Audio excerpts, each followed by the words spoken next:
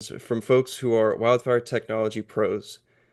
The idea for this event, just to give you all a little background, it came came following the devastating fires that swept through Southern California earlier this year. And many of us on the call know that in the past week, wildfires in Texas and Oklahoma have caused multiple fatalities and destroyed or damaged hundreds of homes. So we know that this is an issue that isn't going to be going away anytime soon. Today, we've got 10 back-to-back speakers lined up for what we think is a really informative 3-hour conference about wildfire risk assessment, prevention, and intelligence tools for risk and insurance professionals. So, but even before we get going, just a big thanks to everybody, both speakers and audience members, for joining us here today. And if you have any questions that come up along the way, feel free to put them into the chat box, or you could also email newmedia@insurancejournal.com and we'll get those questions to the right speakers. So, with that, I will introduce our first speaker. And so, our first speaker is going to be Dr. Huiren Ye of Guidewire. Dr. Ye is an accomplished data scientist and geographer with over 10 years of experience in data science, GIS, and geospatial research. She earned a PhD in Geographic Information Science from the University of Tennessee, where her research focused on healthcare access through GIS and statistical methods, excuse me. Currently, Dr. Yes serves as the data science lead at Guidewire, where she leads model development and research initiatives, including wildfire risk modeling. Throughout her career, she has consistently delivered impactful solutions, including developing predictive models that generate millions in revenue and successfully leading product development efforts that have shaped industry standards. Her expertise spans statistical modeling, geospatial analysis, big data computation, and risk management, with a strong emphasis on product development and thought leadership. Fluent in English, Chinese, and Minnan, Dr. Ye is passionate about mentoring and empowering the next generation of data scientists. So, with that, Dr. Ye, the floor is yours. Thank you, Adam, for the great introduction. I'm so excited to be here today to demonstrate our latest and greatest wildfire risk models. Let me go ahead and share my screen.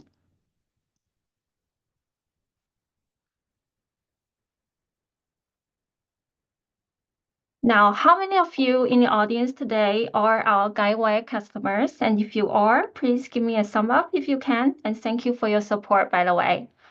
Our goal at Guidewire when we're developing this model was really very simple. We want to deliver the most accurate risk assessments to our clients. We want to really empower our clients with the latest and greatest technology to enable real risk-based pricing as well as making smarter underwriting decisions. I'm seeing a lot of thumbs up and hearts, so thank you very much. In the face of wildfire challenges, we believe the key to real risk-based pricing is to get down to property level resolution. So without further delay, let's jump right in. The power of our wildfire risk models come from 4 pillars. First, as I mentioned previously, we'll deliver property level risk scores for every single property in the United States. Seamless coverage, no exceptions. In the face of wildfire challenge, when you're just assigning rates for the entire zip code or territory, at this point it's just not enough. You will not be charging adequate rates for those high-risk properties. So getting down to property level resolution really is the key here.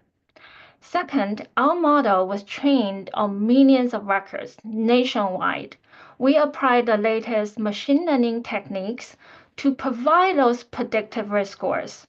We want to adopt a forward-looking view. We want to make sure our model is predictive of future events rather than just using empirical science or describing historical events. Third, at Guidewire, we have our own proprietary claim database. So we were really able to enrich our modeling set and validation set with this massive claim database to ensure that our predicted scores actually align with real claim and loss experience. Fourth, we know that DOI filings can be a hurdle to our clients. So we will file those models and get them pre-approved in states that allow third-party filings.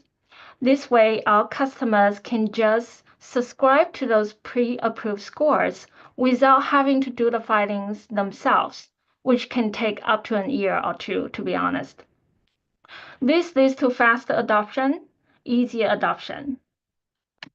Now, when we are talking about wildfire, there are two major questions that we would like to address. The first question is, how likely is a location going to have a wildfire event at the first place, which is the hazard risk component? And the second question is, how likely is a property going to get damaged if it has a wildfire event? To address these two questions, we built two models separately. I'm going to call them a Model A and a Model B. We will be providing you with final scores for both Model A and Model B, as well as a composite score that combines the both. So depending on your use case, you can either just use Model A if you just want to know the hazard risk, or you can use Model B, A and B in conjunction and come up with your own pricing grid, like the graph at the bottom here. Or you can just use the final composite score as a rating variable. We'll deliver both grades, which are more suitable for underwriting, as well as the final numeric scores, which works very well for ratings. Now, as I mentioned previously, property level resolution is key to real risk-based pricing. So in this map, we map out our latest wildfire risk score in LA County. In the map, each dot represents a property, and as the color ranges from green to red, the risk ranges from the lowest to the highest.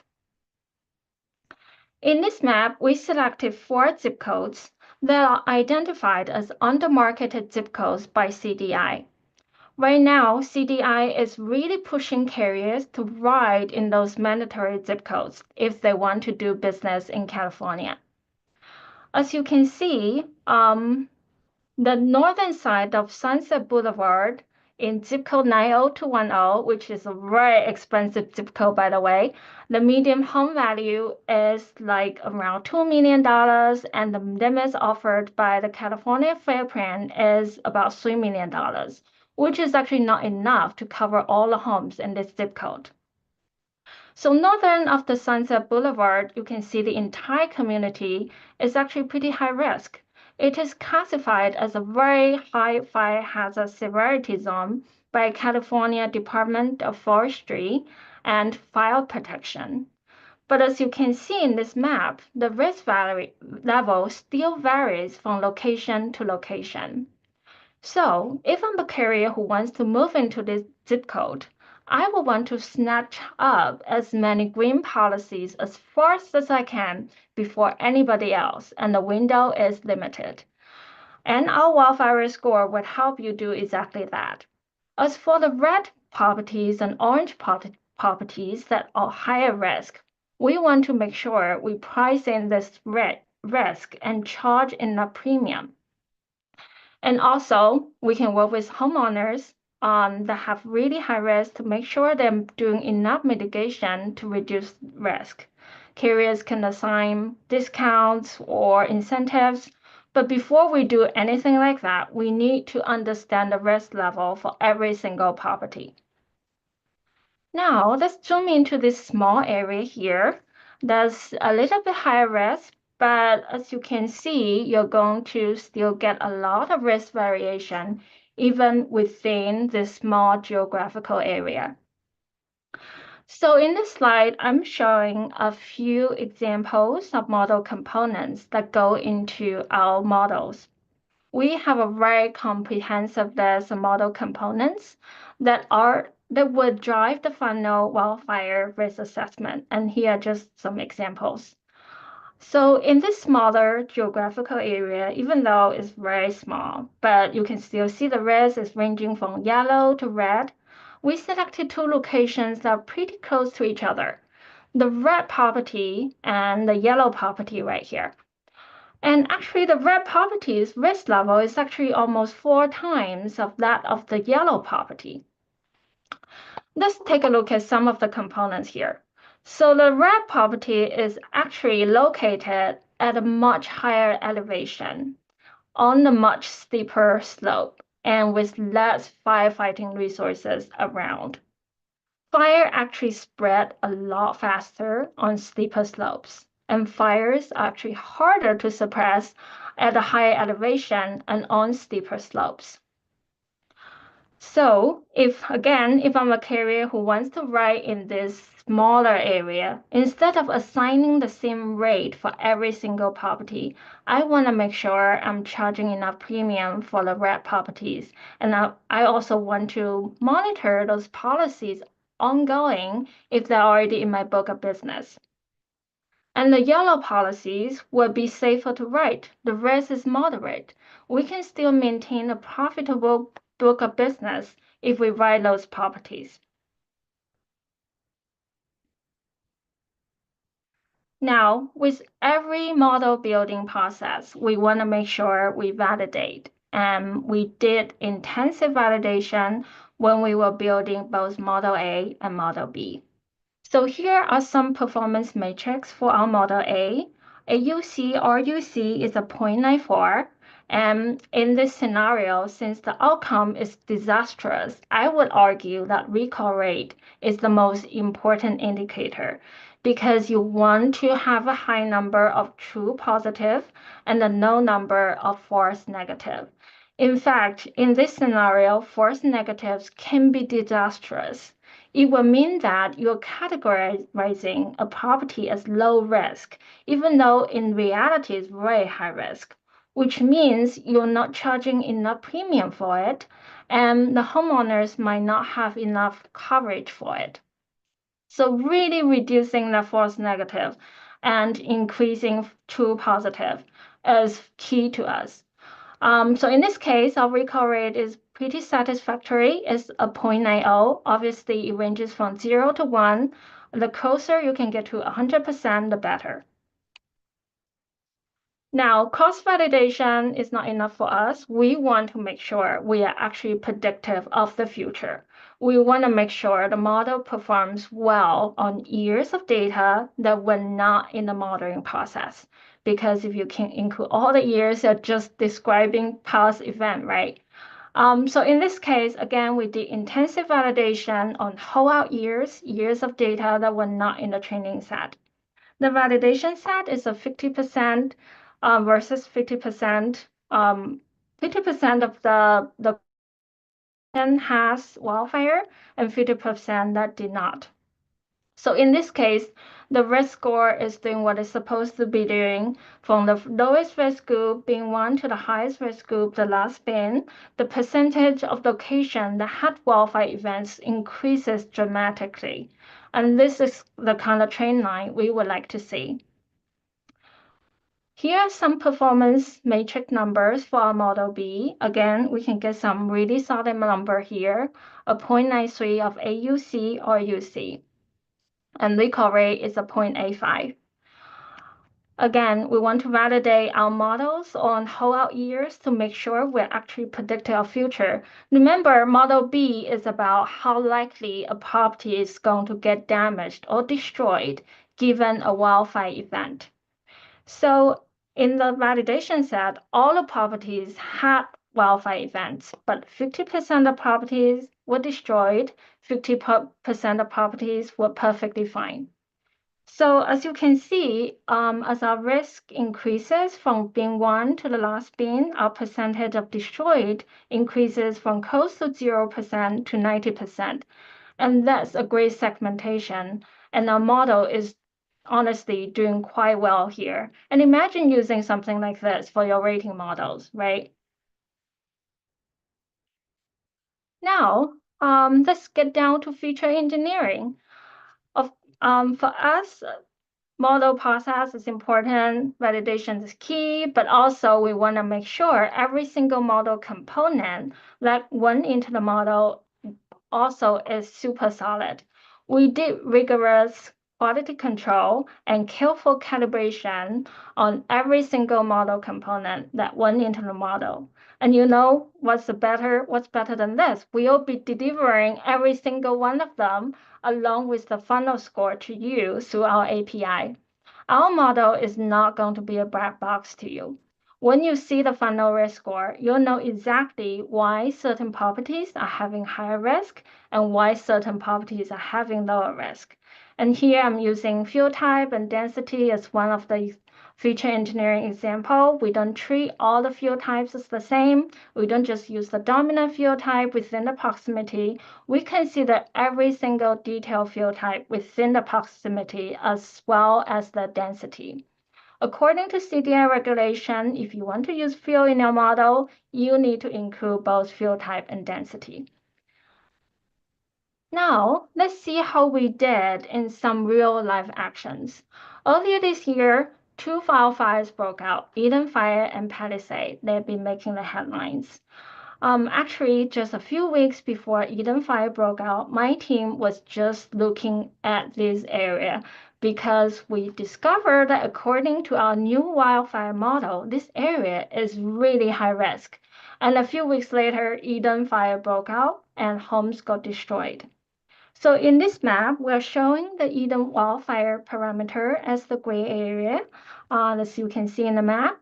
And we are also mapping out all the properties within the wildfire parameter here. And as you can see on the map, most of the properties are red on orange, meaning that they were graded as a D, as an F or a D. And only a very small chunk of them was graded as a C.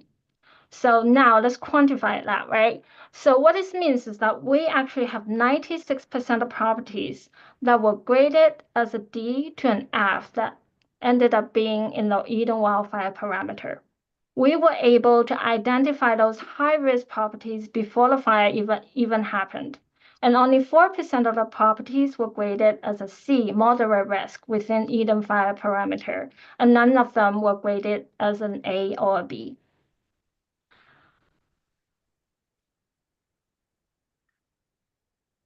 Now, let's take a look at how well we did in predicting the likelihood of a property being destroyed. So in this map, the black dots in the map represents destroyed properties. And if you remember the previous map, most of them really are like a red on orange, and F on D really high risk. So as I mentioned earlier, I believe recall rate is key to understand how well a model performs. So in this case, we quantify that. We discovered that we were actually being able to correctly identify 6,518 properties that had an F or D grade and ended up being destroyed. And our recall rate is a 96.8% in this case. We had a very high true false positive, and we have a very low false negative. So imagine using something like this when you're making underwriting decisions or rating decisions, right? If you know, like, okay, all those high risk properties are going to get destroyed by wildfire, what are we going to do about it before the wildfire even happen, right? Obviously, making sure we have adequate rate for those properties is important, but working with homeowners to implement mitigation measures is just equally important at this point. So the question really is, what are we going to do with those red and orange properties going forward? Because we know wildfires are recurrent. They're going to come back.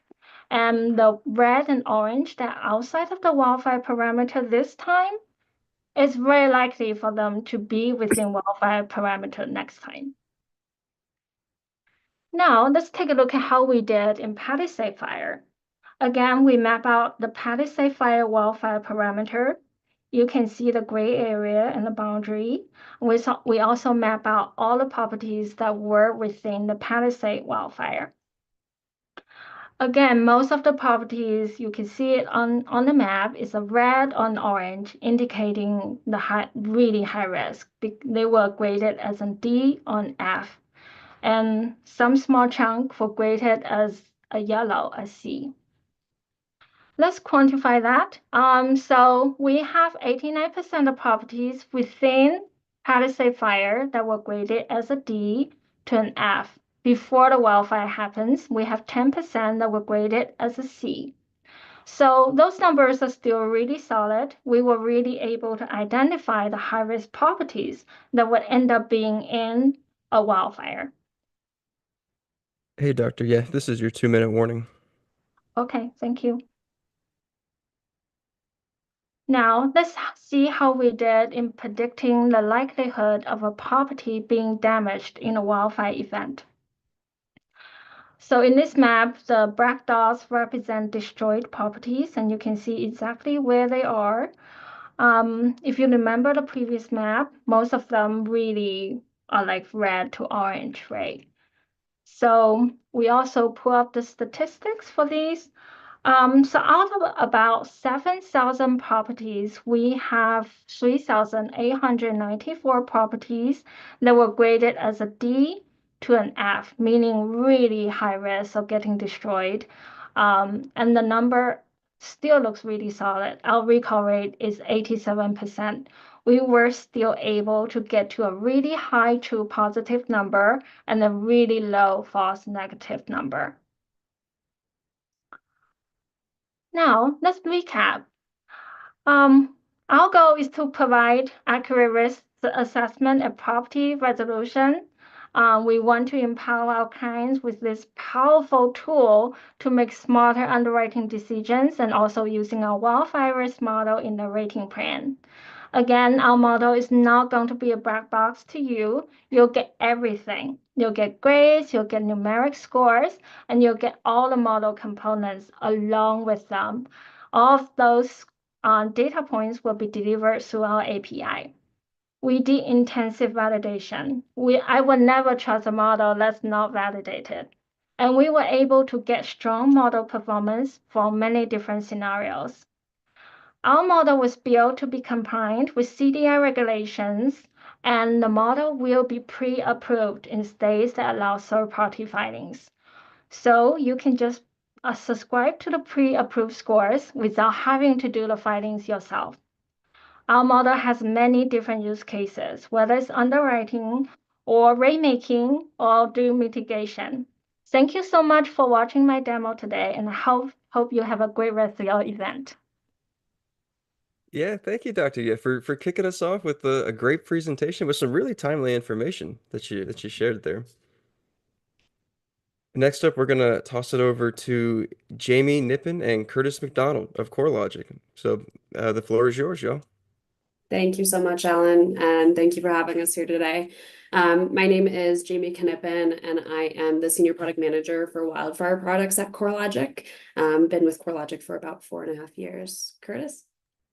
Yeah, hello everyone. I'm Curtis McDonough. I'm the Director of Product Management for our post-event products and data solutions, as well as the Insight platform that we'll be demoing today. And I've been with CoreLogic for 14 years. Thanks, Curtis. All right, we can dive right in. Perfect, thanks. So I think it's important first to set the ground of why it is so important to have the right tools at hand when approaching the complexities of the wildfire peril. One of those things is first level setting with what we've seen over the last 10 years. Since about 2017, we've seen a stark increase in the amount of losses that have been associated with the wildfire peril nationwide, but particularly in the West Coast. As we know, 2024 was quite a quiet year in terms of actual insured losses, but with the kickoff of 2025, with the Palisades and Eden event, we expect to see an increases in losses that are associated with 2025. Based on the Palisades and Eden event, the CoreLogic estimate sits about $40 billion. Additionally, we're seeing places that really haven't experienced extreme wildfire events previously, or the amount that they're seeing. About 2 weeks ago, there was a lot of breakouts within the North and South Carolinas. And then also over this weekend in Oklahoma with the extreme winds, it was kind of the concern of a massive wildfire outbreak. With all of this said, the wildfire peril and the tools that you leverage today really can't be ignored anymore. At CoreLogic, we typically say that it is no longer a secondary peril. It is that emerging secondary peril, with what we've seen over the last few years, averaging about $10 billion of insured losses over those 10 years. So if we move into the next slide, this slide talks a little bit about why wildfires are so complex comparatively to some of the other perils that are out there. And that really is in the way that they act. Fires often happen in some geographic areas. They're brief and almost give no time. Most of the properties that are burned within hours, not days. And at this point, first responders' number one priority is to save lives. So some of the losses can happen within hours of that initial ignition. This is the Camp Fire that occurred in Paradise, California in 2018. The ignition started in the northeast corner of the town and then spread throughout town in about 8 hours, destroying over 18,000 structures. There's a few components that are really important to call out when talking about this fire and what ultimately led to that devastating loss. And this is applicable in other notable historic events, which we'll dive into in a second. First is, though, the hazard risk at this area. Within Paradise, California, because of the vegetation, the topography, some of the wind and drought conditions that were at play, this was a high and very high hazard area. But as that fire moved into town, something else kind of happened, and that is what's known as a wildfire-induced conflagration. Conflagration is when really the shift of fuels changes from the natural vegetation environment to the structure. This is a key component that hazard models today maybe are not as effective as they could be in capturing where that risk kind of sits, so specific to the fire being driven by the structures. So we're going to dive into what that looks like and why it's so important to consider when making different decisions. So if we go to the next slide, Curtis. So first, we want to introduce what is a wildfire-induced conflagration. So by definition, by our definition, it's a typical wildfire that begins in a natural vegetation environment, but then transitions to a structure-to-structure fire within the built environment. You may have heard this more consistently being described or defined as urban conflagration, but we believe it's misleading to only associate this type of fire with a quote-unquote urban setting. With the increasing expansion of the wildland-urban interface, many suburban and even rural areas are susceptible to conflagrations. So rather than defining it by a locational characteristic of urban, we really focus on the underlying set of conditions that support structure-to-structure fire spread. So this is how we've defined it, and this is how we've worked towards creating a solution that can be leveraged to help identify where this risk may exist. If you go to the next slide, Curtis. Why do we care about conflagration? As I talked about, there's been an increase in losses over the last few years, and specifically conflagrations are contributing to that. People are moving out west, and with more people moving out west, they're moving into areas that are susceptible to places like the wildland urban interface or just outside of it. Additionally, based on recent and increasing research, it's been deemed that more than 64% of homes were destroyed by grasslands or shrublands, which is not maybe what you think of typically when thinking about the wildfire peril. We move to the next one, Curtis. And also what we've seen over the last few years. As we look back, there have been several notable fires that have been driven by conflagrations. And until the ongoing fires are the fires that occurred in California, some of the recent events include the Lahaina fire in 2023, which resulted in over 1,000 structures destroyed. During this event, there were a few key factors that were at play that ultimately drove the losses. First and foremost being the wind, with an average wind speed that day about 60 miles per hour. The homes themselves were older builds, so they may not have been as mitigated as they potentially could. So when a fire came into contact or an ember came into contact, it allowed for that ignition to build up and that structure to be destroyed. Then we also look at the Marshall Fire in 2021 that resulted in 1,000 structures destroyed. A large piece of this was also the wind that was at play, but also the structure density of the neighborhoods. A lot of homes within this area were less than 10 feet apart from each other, allowing for that essentially wildfire to jump from house to house to house, or that structure to structure loss that occurred. And then I already talked a little bit about the campfire that really had the two elements at play. It was a high hazard risk area, but it also had conflagration risk associated that ultimately drove that loss. So with that said, these are both important things to take a look at, both the hazard as well as the conflagration risk. As we talk about the Palisades and Eden fire, this is something that we look at closely as well. We know that conflagration played a large role in the ultimate destruction of those 16,000 structures. If we go to the next slide, thank you. So here we're talking a little bit about our offerings at CoreLogic. So we have our wildfire risk score. As I hinted at, it evaluates the hazard on surrounding a location, considering items like risk on the property, slope aspect, as well as distance to high or very high risk fuels, distance to wildland, and an averaging of wind and drought. Our wildfire conflagration score really evaluates how the structures themselves can drive the potential for loss once a wildfire comes into contact with the built environment. And it considers 4 different factors: the building density, the weather and climate characteristics, the structure characteristics, and the ember component. So with building density, how close are you to your neighbor's house? How many homes are there within an area? Weather and climate characteristics, what are the wind speeds? Is there low relative humidity? Is an area facing drought? Structure characteristics, how well mitigated is your structure? Do you have a Class A roof? Is there defensible space? And the ember component. In order for a wildfire-induced conflagration to begin, it needs to be in relative close proximity to some of those high-risk fuels. Embers can travel over 2 to 3 miles, meaning that ignition can start far away from that kind of an initial ignition. To call out what that actually looks like, we'll dive into 2 examples from the Palisades fire. If we go to the next slide. So in this example, we have both a pre and a post-fire image. On the left-hand side, we have the pre-fire image. As you can see, prior to the actual burn, a lot of these homes sat in very close proximity to some of those higher risk fuels. During the Palisades fire, what likely occurred in this area is that the fuel source was the vegetation itself, and it allowed for the wildfire to come down that slope and come into direct flame contact or radiant heat contact with these structures and ultimately cause for those losses. In this case, a wildfire hazard model like the wildfire risk score model helps identify where this heightened risk exists based on different conditions that ultimately lean into the wildfire hazard. So the fuel source here is really the vegetation. If we go to the next slide, this is what wildfire-induced conflagration can look like. And this really talks about how the fuel source switches from what we think of typically with a wildfire as that vegetation to the structures themselves.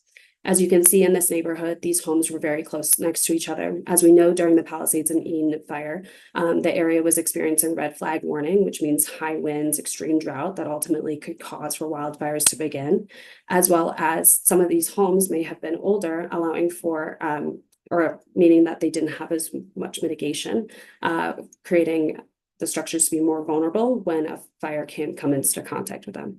So as we can see, what occurred in this area was the wildfire was actually driven, the fuel was the buildings themselves. It was not the fuel on the ground as vegetation. So that fuel was kind of switched from vegetation to the built environment, ultimately causing for those large losses.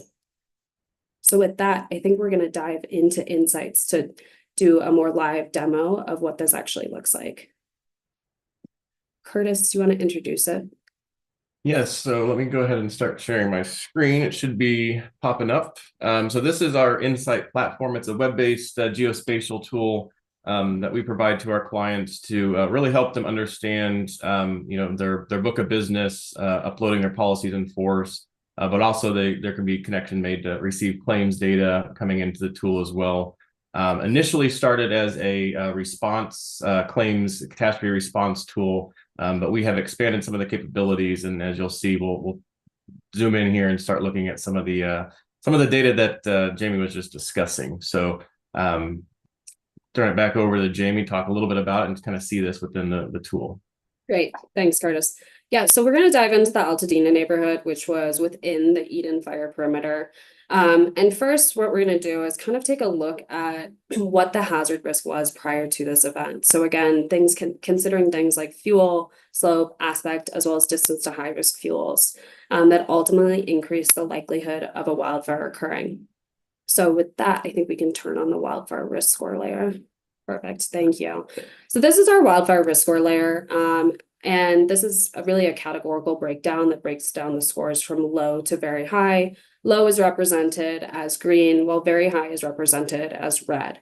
Although it is categorical here, the model is actually based at the size of a typical residential plot, so it's highly granular. What that means is that your risk can vary from your neighbor's risk. So this is just kind of a grouping of those scores. However, as noted in this image, what you can see is that some of those higher risk fuels are located in the northern side of the image itself. So some of those areas are higher risk, as noted in the red. However, as you increase your distance away from those high hazard fuels, you begin to lower that hazard risk. So in some cases, houses that were located in the red were more susceptible to the likelihood of a wildfire occurring. So in some cases, the losses that were experienced in those red areas were not necessarily surprises. However, as I mentioned earlier, paying attention solely to the hazard alone may not provide that full picture. And this is why we think it's key to be able to assess both the hazard as well as the risk that's driven by a conflagration. So, as I mentioned, there are other influences that can contribute to a location's risk, which means that the hazard itself can be low, but other factors can cause heightened risk. And we believe that this is important. So if we turn off the wildfire risk, so we can just get a better image, yeah, thank you, Curtis, of the neighborhood, you can start to see, similar to some of the images that I was showing into my presentation, that we have homes that were in very close proximity to each other. We can't see the weather and climate, but we know the conditions that were at play during this event, as well as some of the homes within this area were around 1960s or older, meaning that they potentially were more susceptible. And then, as we saw previously, before we zoomed in, that they are in relative close proximity to some of those high risk fuels, which means ember generation can happen, embers can travel and cause for essentially a new ignition and allow for this wildfire induced conflagration to start.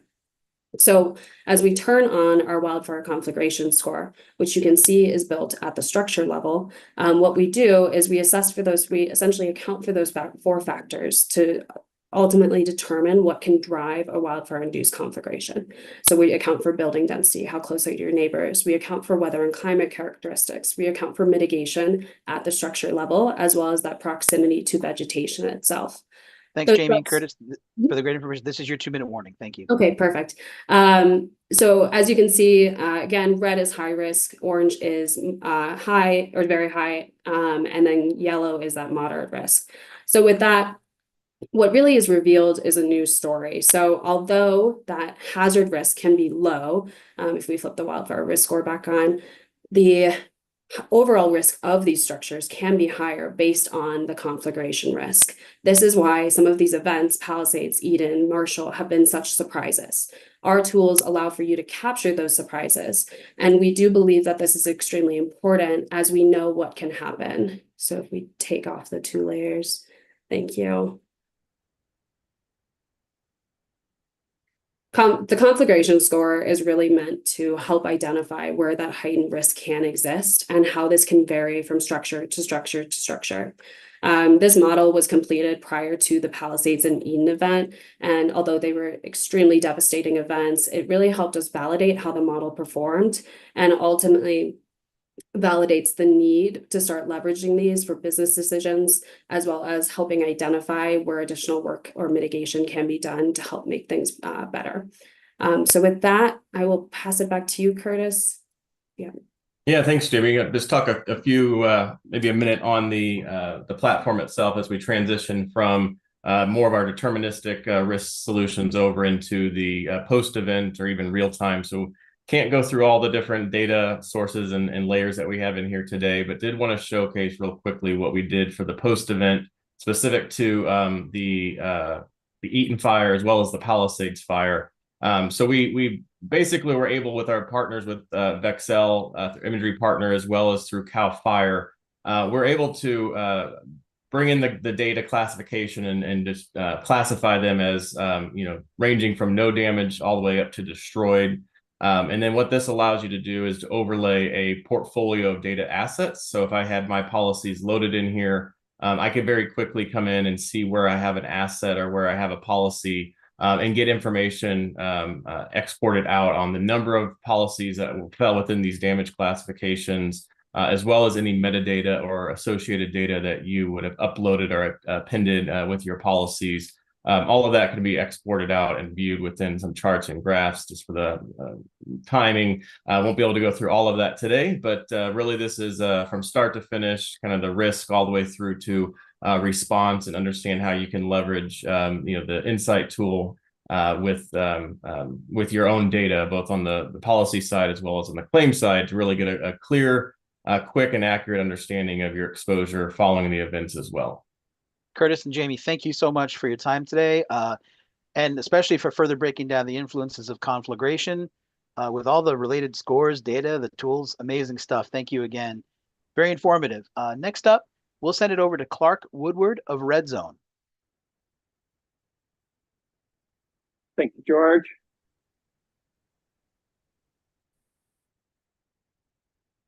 So good morning, everyone. My name is Clark Woodward. I'm the CEO and the founder of Red Zone. We're a 25-year-old company who's been providing wildfire intelligence and solutions to the insurance industry. So today, I'm really going to focus on solutions. And I'm going to start with the highly granular.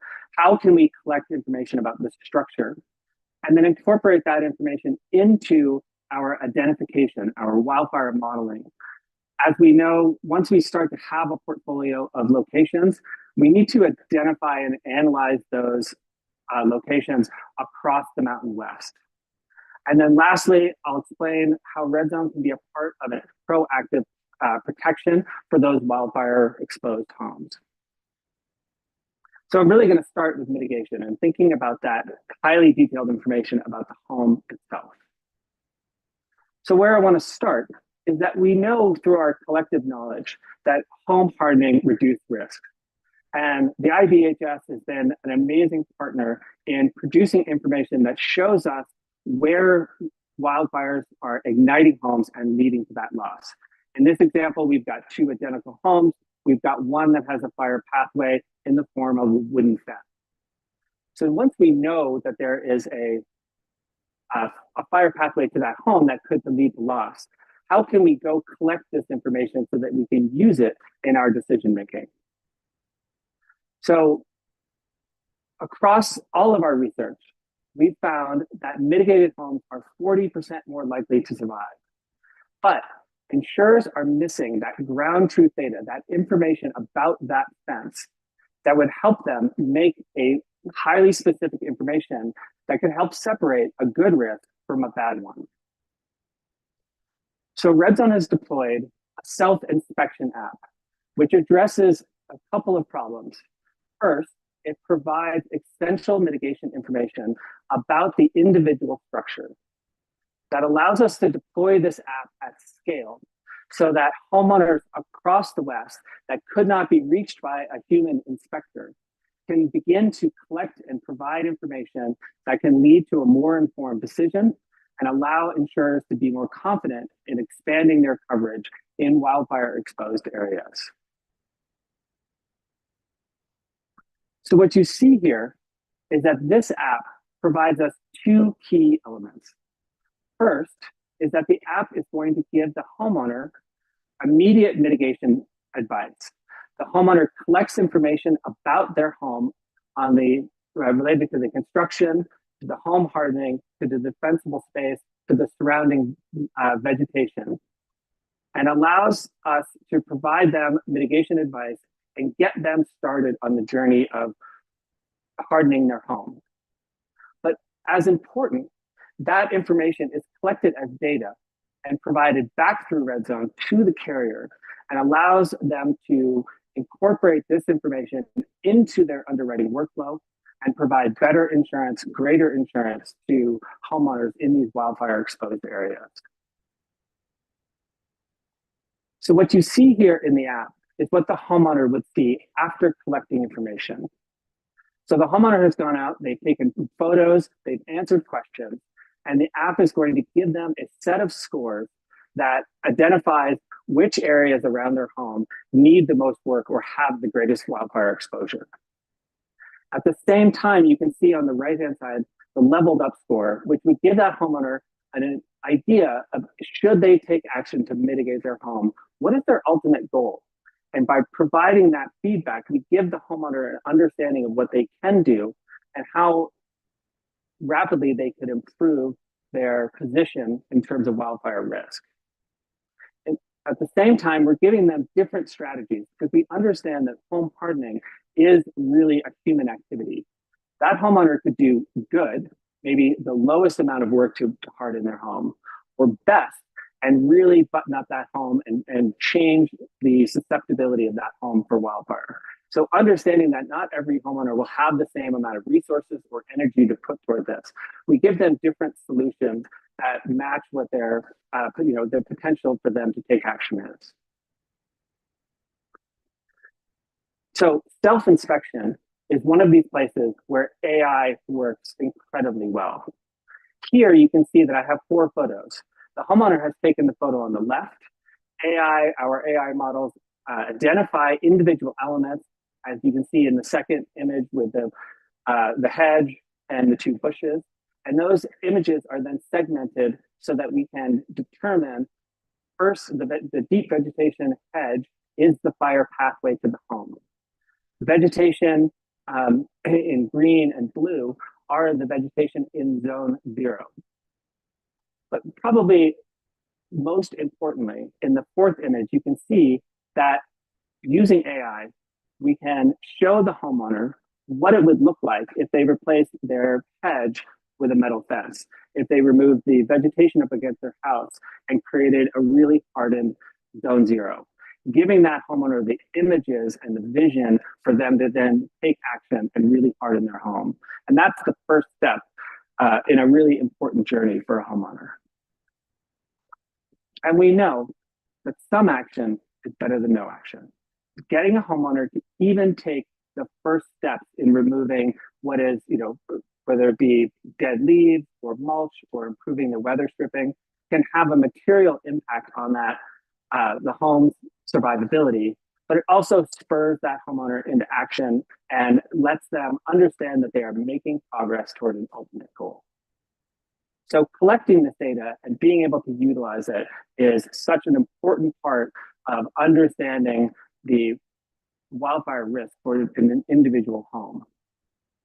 But once we have this data, we need to now incorporate it into the underwriting process. So using this data, we can refine the view of risk by taking the construction, the occupancy, the detailed defensible space that we've collected with our app, and really adjust our view of risk based on this information. So Red Zone provides a wildfire underwriting model available in all 50 states that details the wildfire risk to that individual location, and not just providing a single score, but providing a detailed set of elements that help an insurer make an informed decision. In this case, we have a fire severity score. How intense would a fire be should it occur? A fire frequency score, which can be expressed either as a score, a classification, or as an average annual loss to support wildfire pricing. And a third element, which is the past fire history. What is the relative fire activity in the surrounding region, which is a very strong correlator to future fires.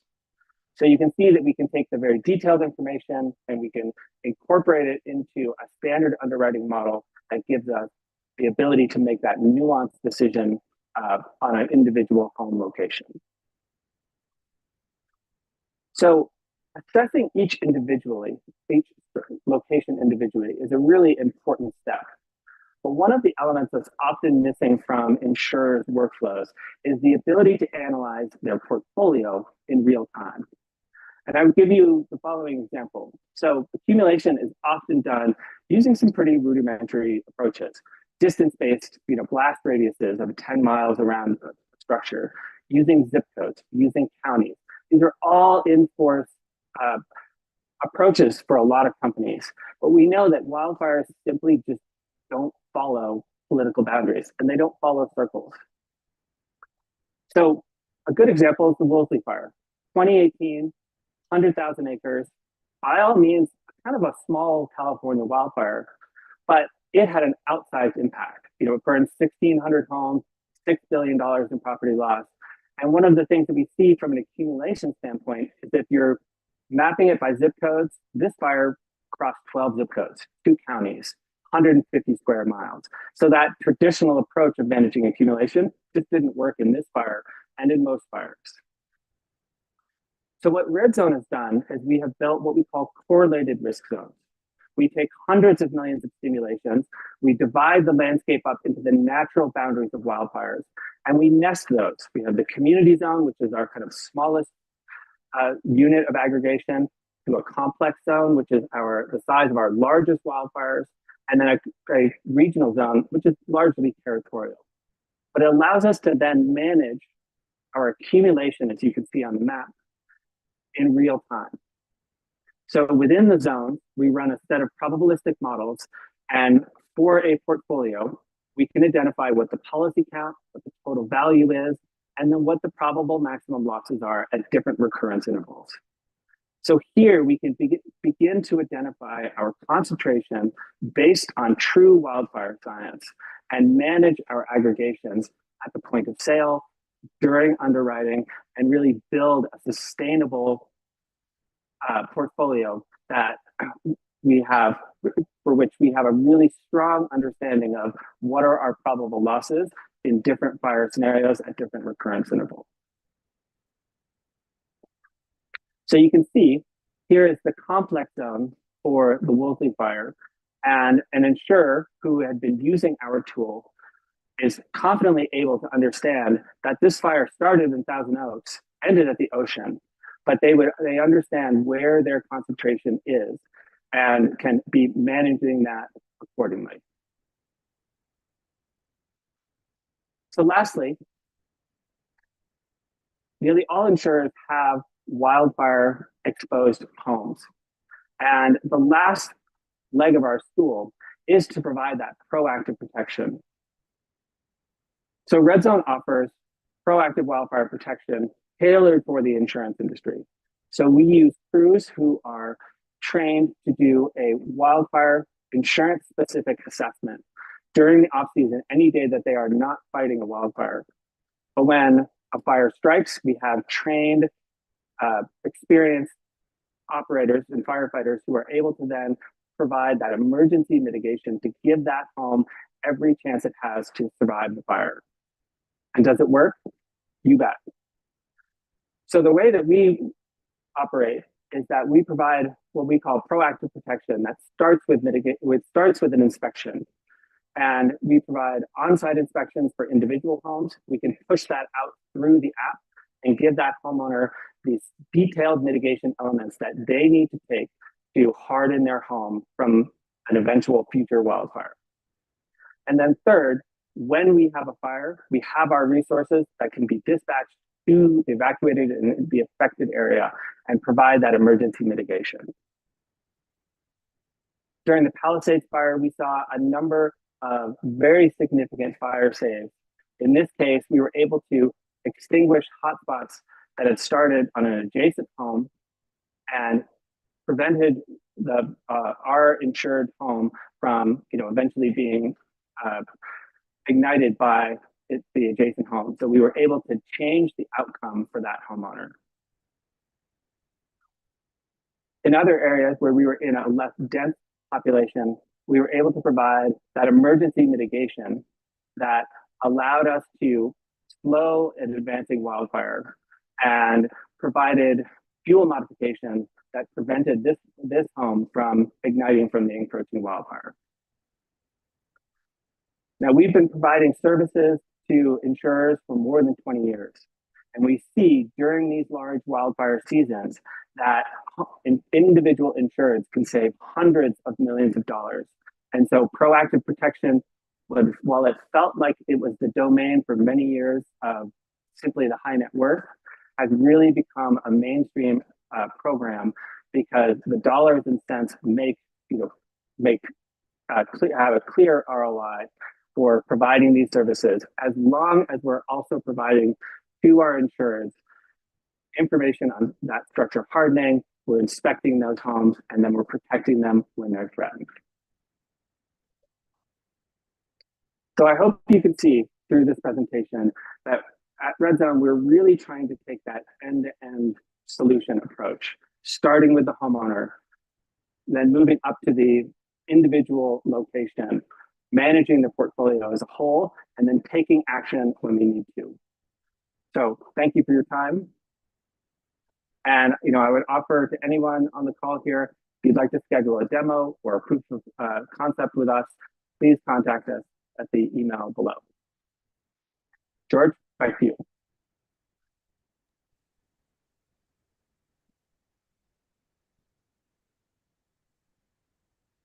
Clark, thank you so much for your demo and for yourself. And I got to say, I mean, your self-inspection app is absolutely cutting edge. And we appreciate you demonstrating it. It looks super easy to use and, demonstrating how it helps homes with mitigating wildfire risk. We actually have time for a quick question.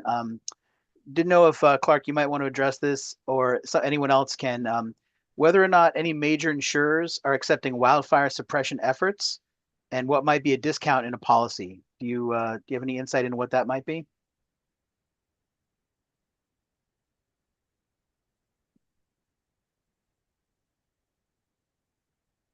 I think there's a lack of standardization around wildfire suppression activities, which has really hindered carriers from incorporating it into their decision making. We think this is why the IBHS's fortified neighborhood standard, which allows us to analyze the community, its resources, and its relative risk at the community rather than individual level, is a really important initiative to help carriers ingest this information, because today I think it can be scattered if the community is providing its own resources or its own additional resources. There are a lot of carriers that sponsor a wildfire response program, and for that reason they'll incorporate that coverage into their eligibility because they manage the process. And Clark, we just had a question. Can you give us the name of the app again, please? So we would brand it under the Red Zone Inspect. Red Zone Inspect. Got it. Okay, great. Again, thank you so much for your time today. Super informative. Really appreciate it. Great app. Thank you so much. Next up, we have Nick Jorgensen of Overwatch. Nick, take it away. Thank you so much. It's been really great to sit here and listen to everybody else. And again, thank you for everybody coming and putting this on. Overwatch is a little bit different. I'm coming at this as as I joke, a recovering broker, recovering agent. I worked with Wells Fargo as a senior agent there, and I fell into working with drones and doing construction side. And so we're coming at this from a little bit of a different angle. And my slides are not going to be presented. So if you want to change to presenter mode, you'll be able to see this much more clearly. So we're going to start with, who and what is Overwatch. So let me pull this over here so I can take a look. Overwatch is a national drone service provider. Historically, we've been providing on-site piloted services for high-resolution documentation using digital twins, orthomosaics, think about Google Maps on steroids, forensic photo techniques to generate a source of truth for all stakeholders in a property. Now that's going to be your large multifamily, that's going to, this side, large multifamily, this is going to be your standard commercial, anything where size is a factor, all the way down to individual homeowners and areas. The thing to specifically note here is that all of the outputs that you see in these models as a result of a single capture, a single operation happening on the site. The software partners that we have and that we've all brought together allow all of our clients and partners to utilize all of the tools inherent with digital twins. That's measuring between distances, that's areas, it's volumes, it's all of these things. They allow for elevation analysis, contours, 3D photo filing, a lot of things that we're not going to get into here.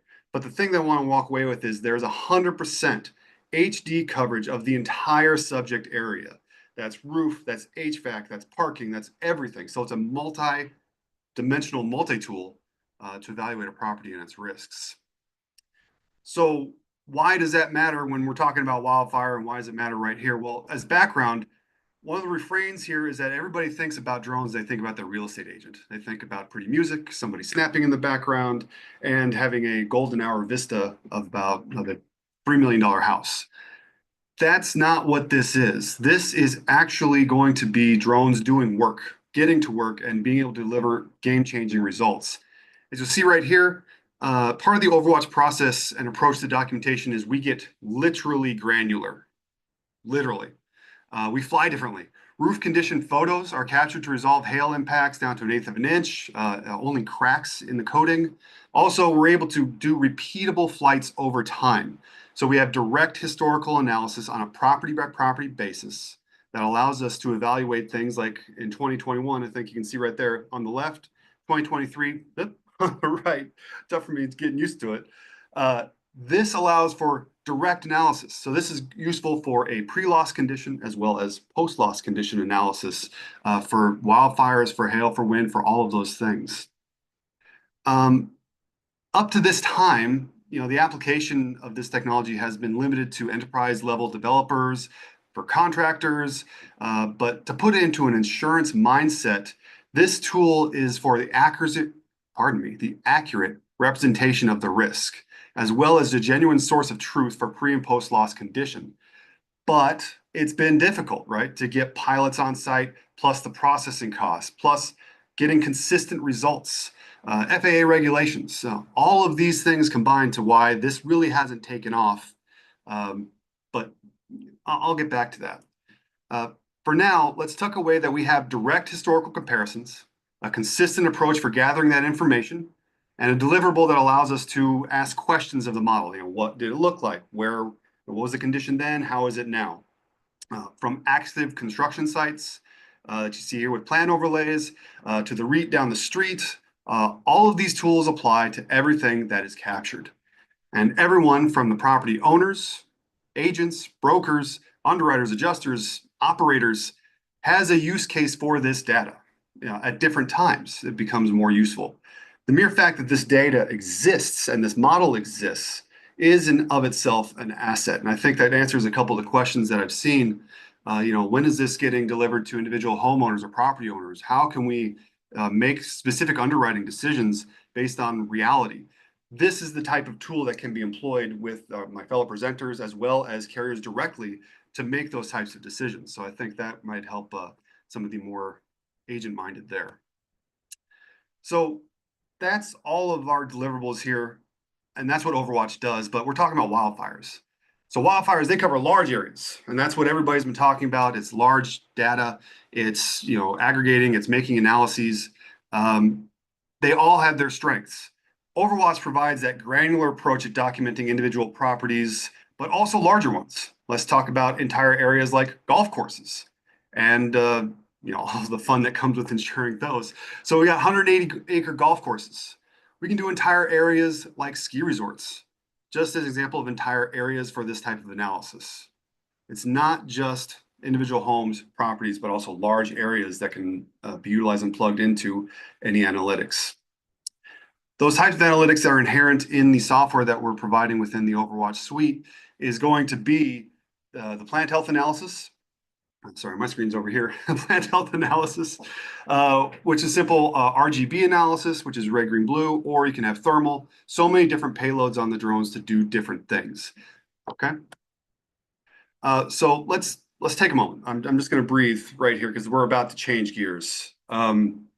This is how Overwatch generates data that's useful in many ways to many different stakeholders. Each capture is a suite of tools that are available for analysis. Again, raw photos, the Google Maps on steroids, reporting, PDFs, AI analysis, all of these things. It's literal granular documentation of property conditions. I like to say almost like a block in the blockchain. Once you have it, it exists, and it exists here against all future aspects of that property. I'd like to see a court app do that, right? If you want to take a look at a property, you want to look at a court app, or do you want to look at a site reality? We've worked with several agencies directly up to this point for their multifamily marketing and their renewals, as well as large commercial portfolio holders, national contractors, developers. If you haven't seen this and you're a carrier here as part of a submission You will. It's coming.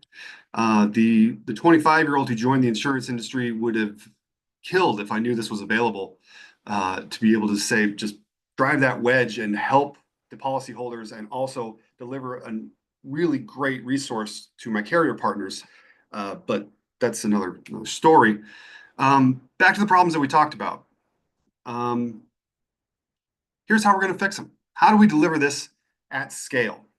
This is introducing a concept known as a drone docking station. Think of it as an airbase from which missions can be run within an operational radius.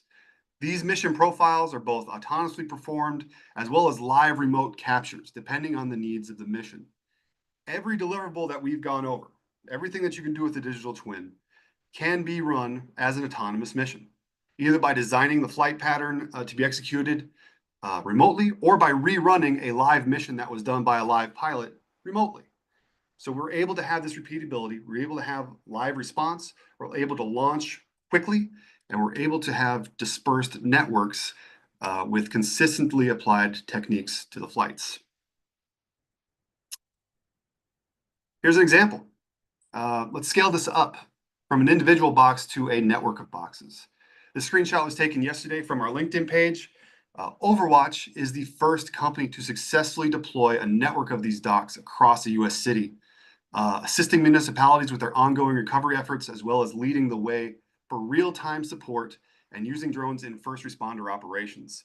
These docks are distributed utilizing a joint access approach, bridging between public and private sector needs. Put another way, the network of drones is operating with shared access to the platforms, meaning unscheduled time is able to be used for other missions supporting the full range of applications, from monitoring storm cleanup over time, course of construction documentation, surveying, private uses for digital twins, and everything that can be used by the actual property owner. I mean, do you think that replacing one ground-based camera system on an active job site might be beneficial if we had a daily PDF of the property scan? Yeah, all of these things, they're all unlocked from having the drones in the area. So let's take this up even further, back to Wildfire. This is really get granular at a macro scale. This is reminding me of, how do you eat the elephant? You take it one bite at a time. But by having these deployed systems, you're able to really eat that elephant more quickly as opposed to having live people out there. The combination of autonomous operation capabilities, limited to no human interaction after mission planning is completed, blanket FAA beyond visual line of sight waivers, and the accessible platform nature that is for the deliverables delivers that data in a way that it just simply was not possible. It all had to be aggregated. Now it's actually individually useful for anybody. All of these pieces come together to create something that is both brand new, but also built solidly on proven technologies in other sectors. Again, site reality, digital twins, all of these things. We're now in a world where preemptive documentation is on the table. All the scans that have been done and a lot of things that are kind of legacy are up at high level, 7,000 feet and higher, right? Satellite level. We're now in that world where risk evaluation can and will be done by combining proactive methods of predictive models with actual captured reality. So I know that some of the questions have come up. How are you updating? How often does it happen? What if the model's wrong? What if I change something? This is how we all prove it.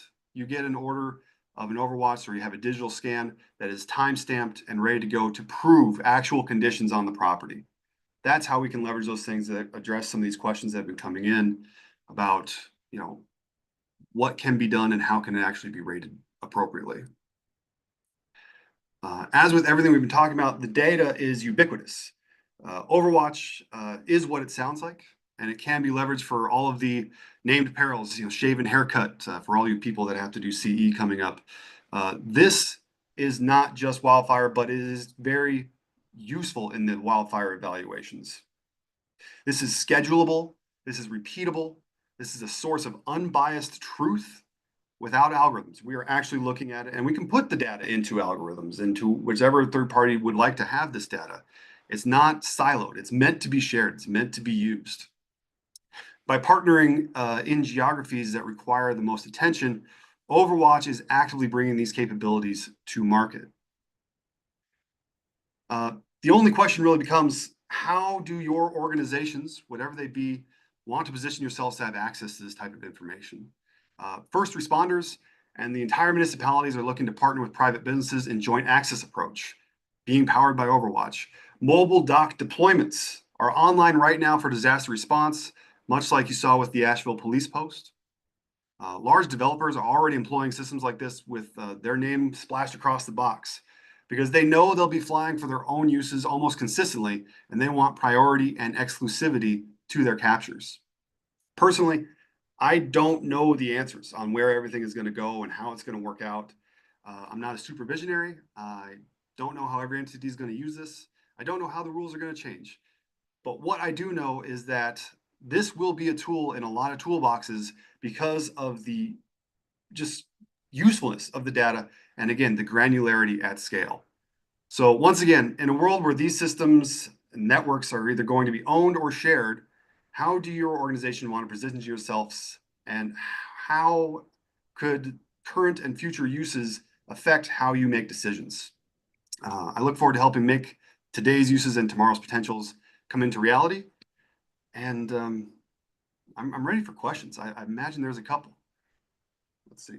Yeah, Nick, thank you so much for breaking all that down for us. The imagery that you have there is just so captivating when you see it presented like that.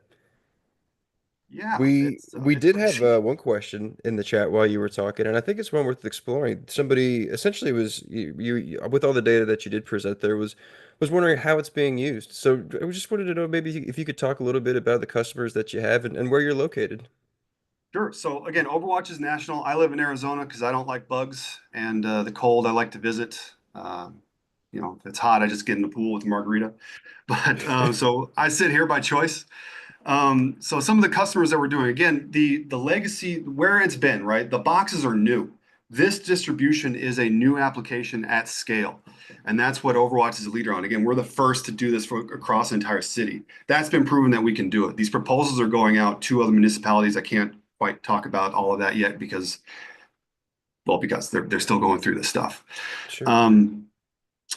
The point is that the underlying technologies, the surveying, all of the digital twins, all of the uses by everybody else, it's been done traditionally by an individual pilot going out and doing the thing. Now the boxes make it scalable. So the clients are large contractors, ones that have, they just need that drone doing its work over and over and over. But where we're missing and what is going to be happening is those drones can also then fly out. We're talking 2 mile radius with the legacy boxes. The new boxes can go further. I don't have exact numbers because I haven't tested them extensively yet, but over 2 mile radius. So like you saw with the Palisades fire model, 14 boxes being, I'm sorry, that was 17. 17 boxes can cover that entire area. That's not a lot of hardware. And over time, we're eating that elephant and be able to go out on specific missions to do specific things as ordered or as shared advice, as working with municipalities. It's just a question of how many boxes you need in an area to do all of the missions based on volume.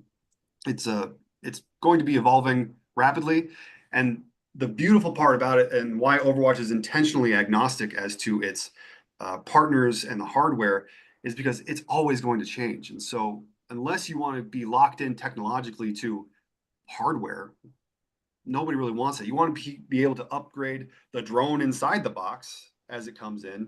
You want to be able to do all of these things and keep up to date with software and processing. All of that is something that will rapidly be evolving. And as the networks grow and as these come online for, again, contractors, schools, municipalities, all of these things, the insurance industry needs to get on this boat and really push it forward, in my opinion, because this is something that is a true game changer. Again, all the questions that we're seeing are some version of how do we update? How do we make sure we get this into a more specifically rated property at scale? And those are the conversations that we're open to having. But it all starts with having the data. Awesome. Well, Nick, thank you so much for everything, for your time and Yeah. for the presentation. And we just want to remind folks that are watching now that the presentation, once it's over, it will be available on demand. And I believe it'll be posted on the Insurance Journal TV website, but we'll get confirmation on that before we get out of here today. So, without further ado, let me pull up the schedule here. I want to welcome Brian Bastian of Green Shield Risk, our next presenter today. So, Brian, take it away. Excellent. Yeah, thank you, Alan. Hopefully everyone can hear me okay. I was going through the attendee list and I see a lot of familiar names, which is fantastic. So thank you for, spending some time with the entire group of presenters here today. I'm going to share my screen here a moment. Alan, I'd ask that you can confirm at least you can see everything okay. All good. All All good. right, awesome. I think we've all probably been there. You get 2 minutes into talking and realize you're not showing your screen properly. Well, I will start by saying, yeah, again, thank you. My name is Brian Bastian. I'm our head of product for the Property Guardian platform at Green Shield Risk Solutions. And I'm here representing our entire team today and a lot of the work that we've done to help build what we believe to be a best-in-class kind of wildfire underwriting and risk management platform. Because it is a demo day, I'm going to demo 90% of the time. But like with the other presenters, I do have some context building slides because for some, Green Shield as a name or Property Guardian as a name likely is new. So I think it's important just to give some background on who we are, the faces and the people behind the various products and solutions we've developed, and then we'll get right into the demo portion. In addition, I'm going to try to leave a little bit of time at the end for questions. I think that's important. I was trying to follow some of the questions that were being asked during the other presenters. I know it's always challenging to answer those like while we're presenting. I'm sure there will be some things that people want to get more information on. I'm happy to carve out a little bit of time as part of my presentation to answer those. So a bit about our team. I think this is fundamental. As you're seeing, there are lots of great solutions in the market today for wildfire risk management, whether that's on the underwriting side or portfolio management or event response. To speak a bit about our team specifically, I mean, we really are a collection of not just wildfire and risk management mitigation professionals, but also insurance professionals. Myself, I spent close to a decade with two different reinsurance brokers at JLT Re and Guy Carpenter. In that time, I had the privilege of getting exposure to a lot of different carriers and different MGAs who were dealing with the challenges of managing and profitably underwriting kind of wildfire exposed property. And I'm joined by, you're seeing a few of the faces on our team there. I'm joined by this group that brings sort of that wealth of experience and understanding of how these data fit within the broader landscape of what decision makers at your different organizations are needing to deal with and contend with. We don't view our product as this sort of single solution black box. We want to fit into all the other workflows and obviously decision making that you have. Our team is I guess formed by a group of kind of experienced wildland firefighters, over 20 years of wildland firefighting experience. I know when I first joined Green Shield as head of product, we were thinking about how could we build something that's truly different and provide our clients a competitive advantage when they're underwriting and mitigating wildfire exposed property. It was just spending time with these individuals who had been on the front lines, actively fighting fires. What are the things that they think about that they're seeing that actually matter and make a difference when it comes to the loss potential for a given property? And so it's with that we've designed really a suite of solutions that we've built to try to address some of the things that you're seeing here. So why would someone choose Green Shield and why would someone leverage Property Guardian? I think first and foremost, and the other presenters have talked to this, is around underwriting confidence. I know one thing that we've seen in the market today around wildfire risk is there is that reliance on a traditional score to make sort of a yes, no, go, no go decision, and that can be incredibly enabling, but it can be disabling at times. And in a competitive marketplace where you're looking to have an advantage, you're looking to be able to take on with confidence some risks that you might have otherwise avoided. We want to be a solution and a partner for you to help make those types of decisions with confidence. And so I'm going to be spending most of the demonstration today sort of highlighting real examples of how we do that and the types of data and partnerships that we've established to make the underwriter's life that much easier if you're really good about the risks that they're selecting. A key component of this, and it was good to hear Clark sort of mention this, is around mitigation. The solution to the problem around insurability for properties that are exposed to wildfire risk, the mitigation component has to be a piece of it. And many of our clients today, that's a key component of why they leverage us, is they're not just getting kind of useful and actionable risk information, but also mitigation insights. And so I'll talk a bit about how we do that, how our team can help enable a loss control or a risk services team, and how that's complemented with the underwriting unit to take on these naturally wildfire exposed property risks, and then lean in with some real insights on ways to just improve the risk of that property overall.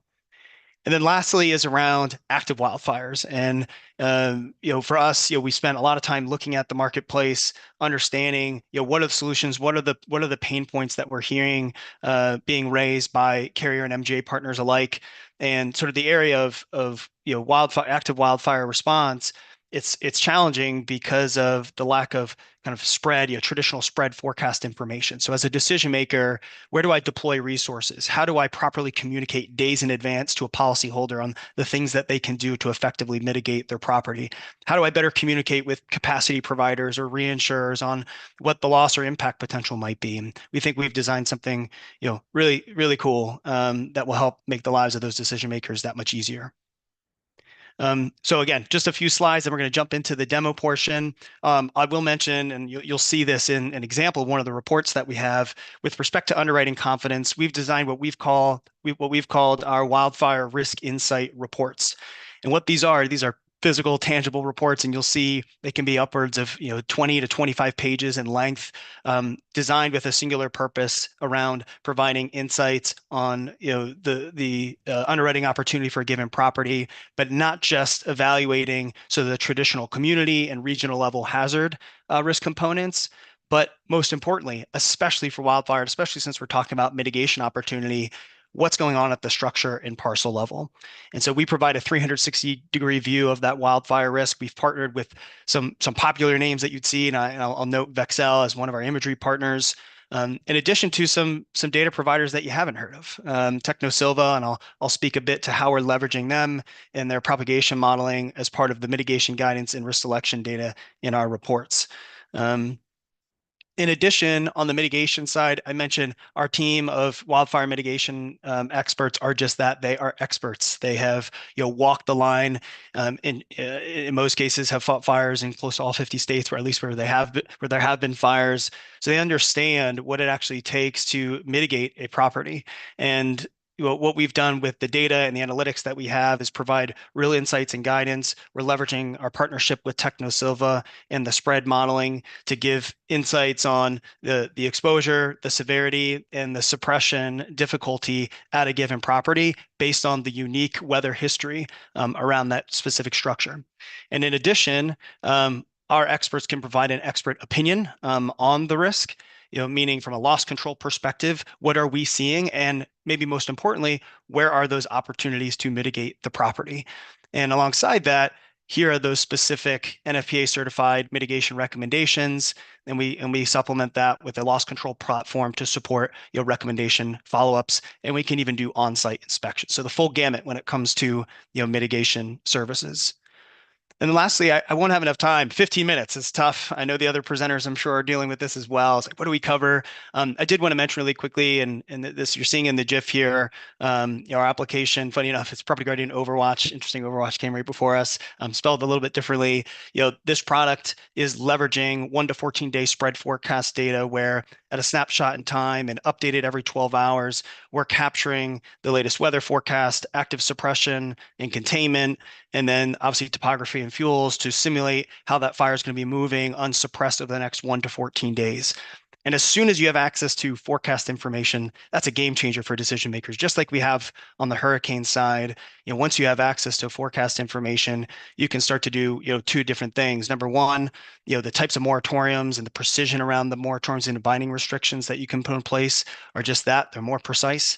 And number two, how you mitigate, proactively communicate and offer mitigation guidance to your policyholders, and how you communicate with your internal and external stakeholders around the impact potential fundamentally changes. So really excited to have that product as well. All right, so let's get into the demo. So I'll stop sharing that. This is always the moment of truth. Here we go. All right, hopefully everyone can see. I've got a few flavors here that I wanted to walk through of what our wildfire risk insight reports actually look and feel like.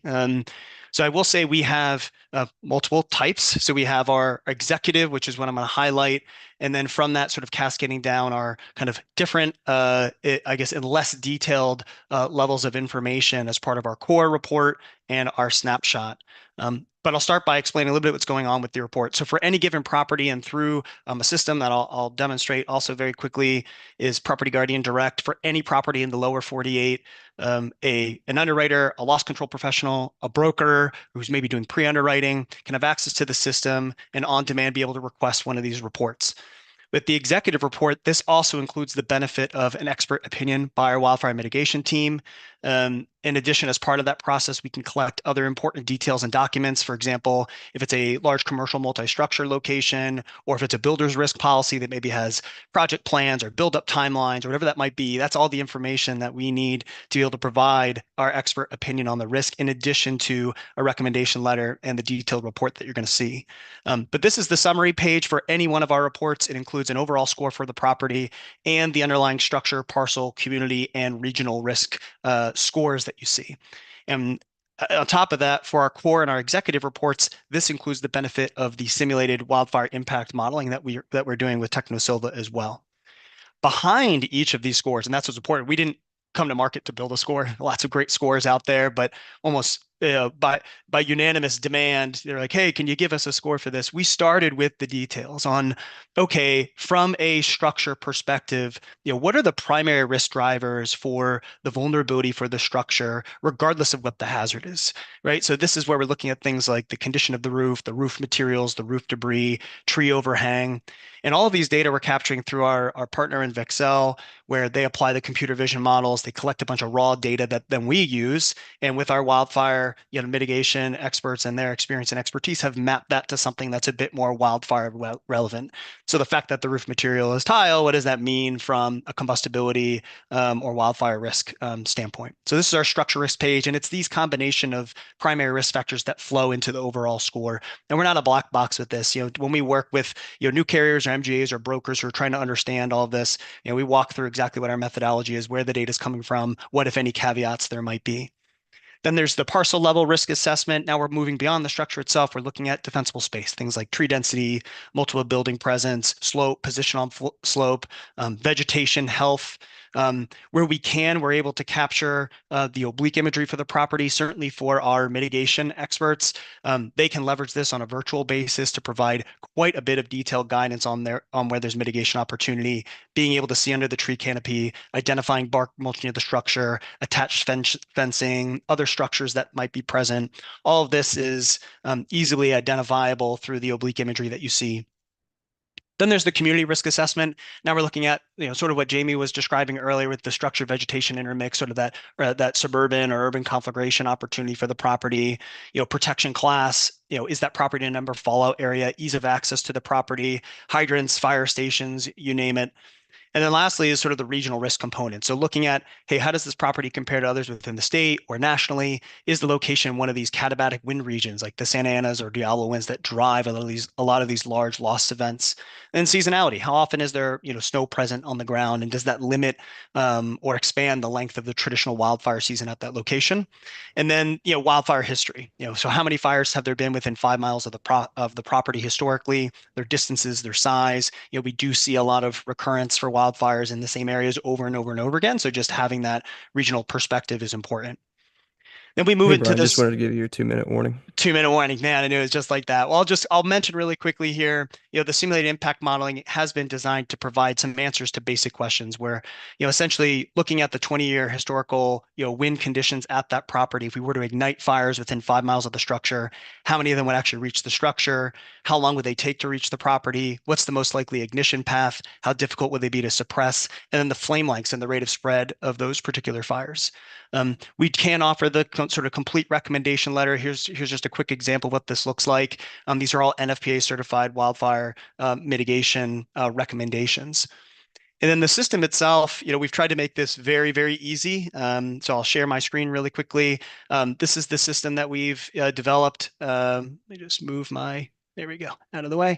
So I'll just show you how the system works. You just plug in the location. It works just like Google Maps. You order the report and you're off to the races. Our snapshot takes about, it doesn't have all the granular detail. It takes about a minute. The core report takes close to 10 minutes to do the simulated impact modeling. You have access to the full report history, so everything that you've ordered. So whether it's for renewals or if you want to order one of the less expensive and less detailed snapshot reports, but you ultimately find that you want to upgrade to the more granular kind of core report or get our expert opinion on the property, you can choose the executive report all directly from within the system. The system also provides support for commercial schedules. So that ability to import a schedule of locations. We see this often, right? In commercial, we have a single account, multiple locations. We have a simple data template, or really all we need is street address information and a value. And then once that data is loaded, we can provide just scoring back for all the properties within the schedule. So we can give a score. You can sort on this by value. You can say, hey, do I have a high risk, high value property that I want to order one of these reports for?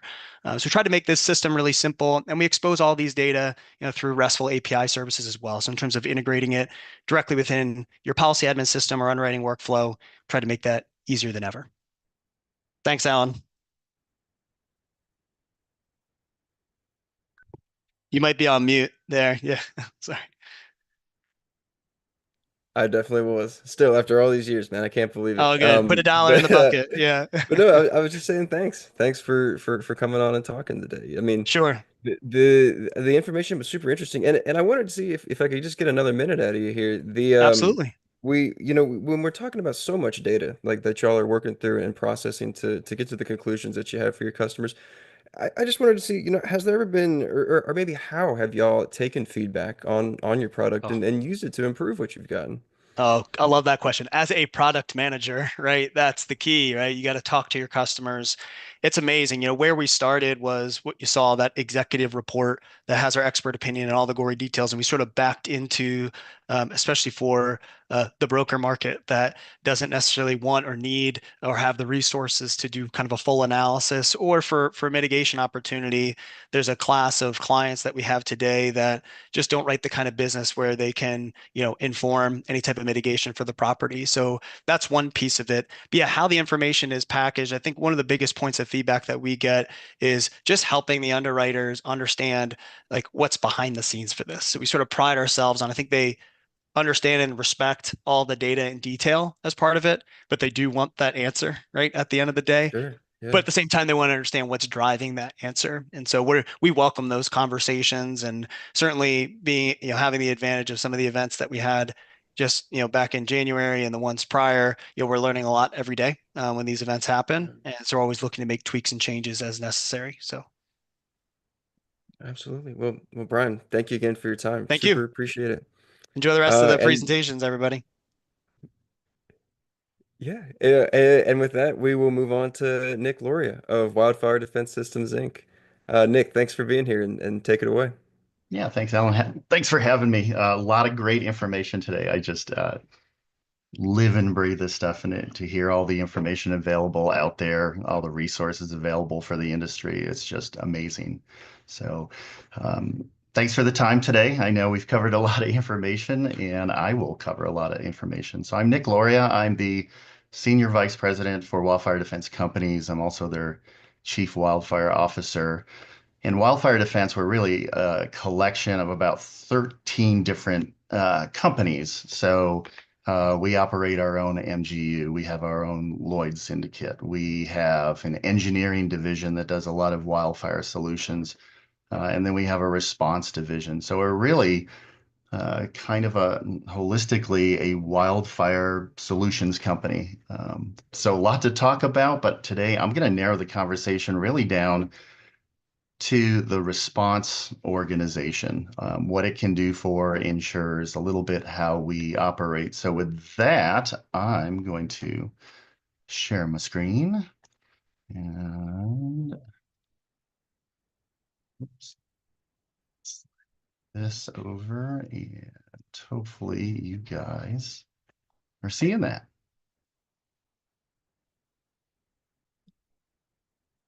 Okay, so our organization, our response mission, really what we do out there is we reduce average annual wildfire losses for our clients. We've got a fairly large client base, and at the end of the day, this is what they're most interested in order to stay in these challenging markets. You think about where the industry is going, you think about what's happening in California. How the heck do you stay in that market? And part of it um, has to do with the response side. So on the front end, you can have lots of underwriting support, manage your aggregation, identify where you want to sell product or not.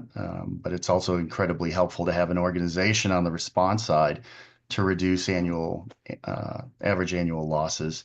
We've worked with a couple of international third-party actuaries. And if you're interested in details, you can always contact me, and under NDA, I can talk about those regression analyses in further detail, but we usually move the needle about 35% on average annual loss. We protect homes and businesses, so we work in all lines, admitted lines, E&S, commercial, and the other product that we deliver is real-time wildfire intelligence. When we're on an incident inside the evacuation areas on that fire, we can provide our clients information you can't get anywhere else because everyone else is denied from being in there. So we focus on a lot of decision sciences. We've got 11 different models that we use in support of some of our business as well as supporting our clients. We have a pretty interesting fire prediction model, which helps us pre-position resources. For example, like the week of the Palisades and the Eaton fire and the Hughes fires, we were there. And then we have a division that does wildfire protection engineering. We manage about 70% of the insurer response workload since our creation in 2008, and I've been here since 2012. We've responded to about 1,400 fires, and we work with well over 30 carriers. We're actually closer to 40 right now. And our team, it's not just a firefighting organization. We have engineers. We have 3 different PhDs who are our fire scientists who work on our decision scientists and our fire risk models. We also have our own technology department, so a lot of GIS. And then we have fire service professionals, production staff. On the wildfire response side, we just looked at our top tier of leaders. We're a fairly large organization, and myself included, we've got in aggregate about 1,300 years of wildfire experience. We're NWCG qualified, which means we meet all federal standards. We also meet standards in California. They have a set as well. When we say qualified insurance resources, I'm talking about fire trucks, basically. So 180 of those. We have over 500 personnel, and we're the largest organized workforce in the industrial firefighting world for wildland fire. So we're IAFF local I-96. We're spread over quite a good sized footprint throughout the US. We serve most of the Western United States, 5 states in the Southeast, and then 2 provinces in Canada. We're set up to serve about 2,500 properties a week. We're able to deploy on multiple different fires concurrently because of our support structure and what we do on the monitoring side of our organization.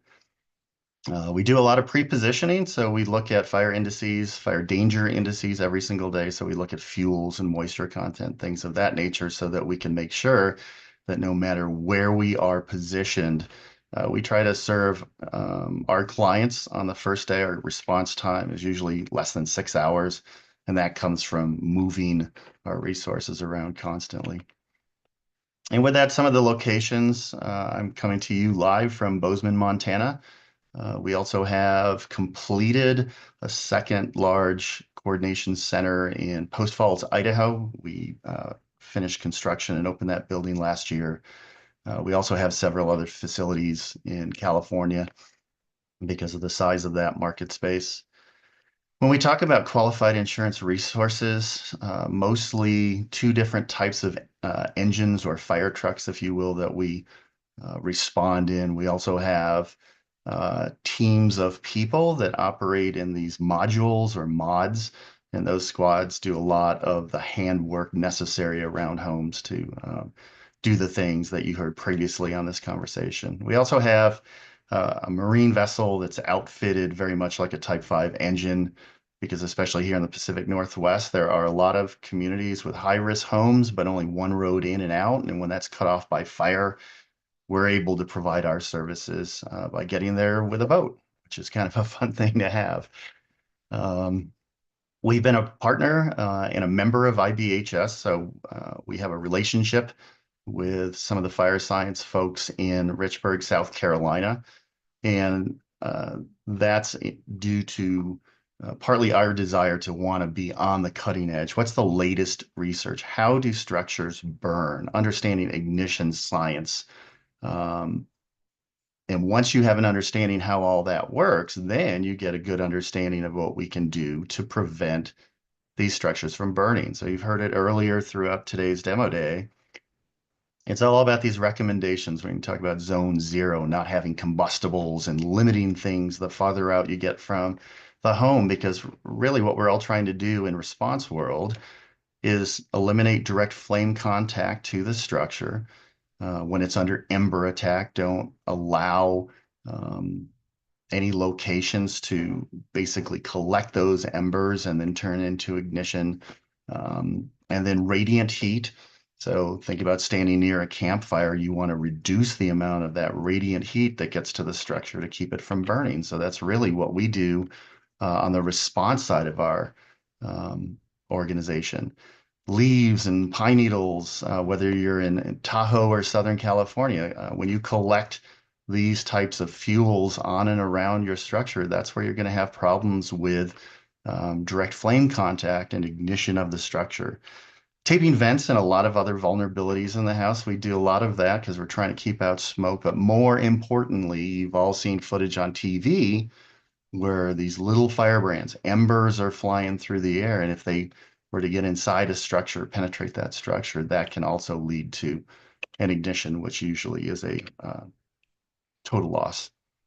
We also do work around the property depending where you are. In the more rural areas, sometimes we put in fire breaks. We use fire blocking gel. We use ground applied retardants. We use sprinkler kits and tanks to not only moisten cured fuels themselves, but we also try to moisten the soil because if there's moisture in the soil, the roots of the live vegetation picks it up, and we're trying to reduce the flammability or the ignitability, if you will, of those fuels. And then what we do after the fire, which is critically important, we come back in behind the fire immediately to look for hot spots. In fire world, we call that mop up. So we're trying to reduce the threats to the home. Things can smolder for a long time and then eventually get to things like decks and fences. And then part of our customer service, once the fire threat has passed, after a few days go by, we take all the things that we have maybe relocated from the 0 to 5 foot or the 5 foot to 30 foot zones and then replace those because we're trying to minimize the inconvenience of an evacuation for the insured. So they come back and their home hopefully looks like it did when they left. Incident access plays a huge part of what we do. And what that means is how the heck does WDS at this scale actually get on the fires? You hear terrible stories in the news about people sneaking around. That's not what we do. We engage with every incident management team or incident commander. We introduce ourselves. Most of them already know us. We coordinate with them, so we have the ability to use the same radio frequencies that they do. We meet the same firefighting standards. In the state of California, there's an organization, FireScope, that manages their fire operations guide. And in that, there's a section on qualified insurance resources. And it's a list of standards and requirements for people in my business to operate in the state of California. So QIRs are the ones who are legitimately working primarily on behalf of insurance companies or MGUs to provide these services.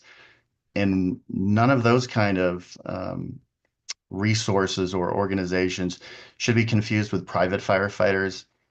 So when you hear stories about Rick Caruso hiring firefighters to protect his mall. That's not what we do. We work for insurance carriers to specifically protect their book, not just individual properties for individual owners.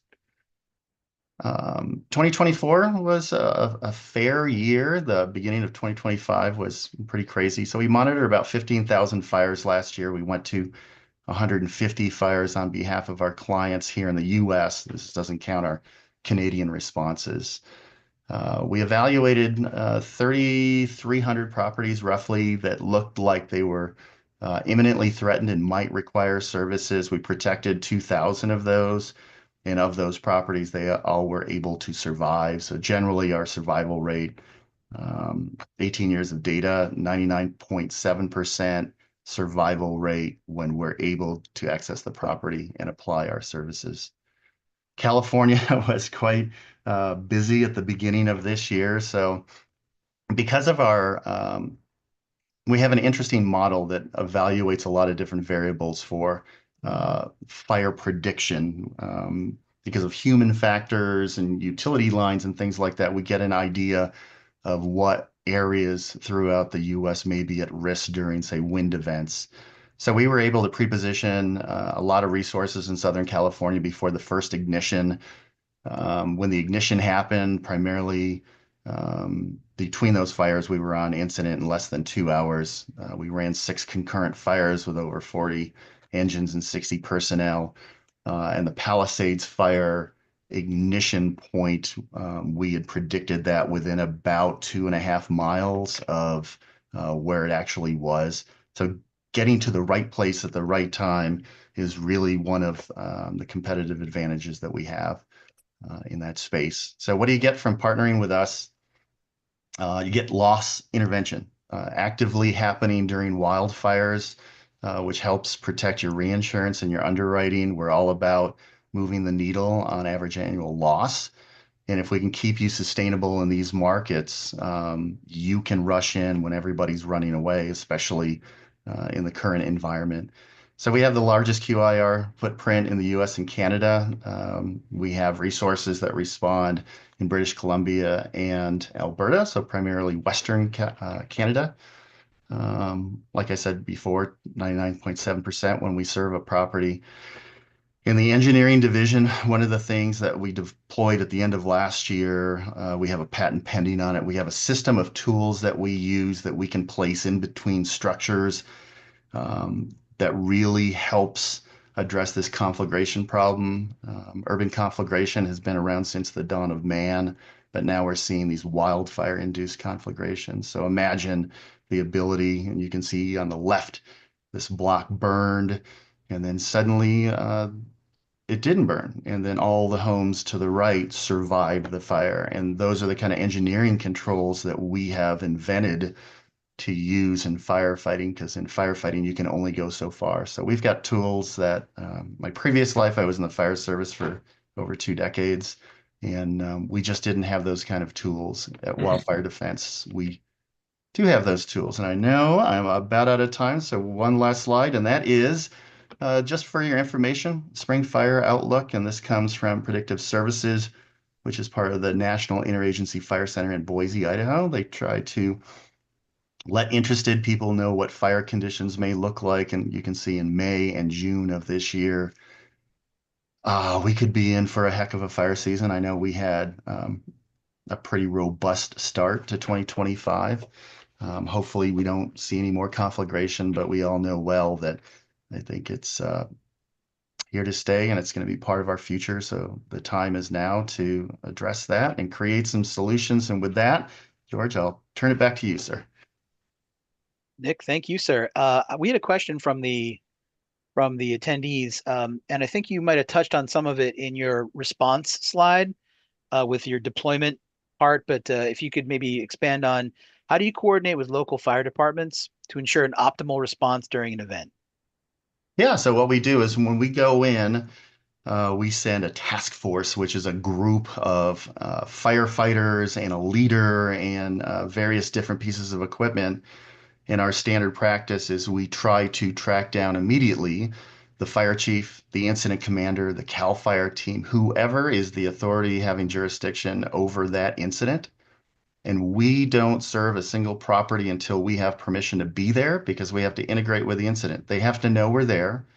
As we move around, we have to check in and check out with all the different supervisors along the perimeter of the fire.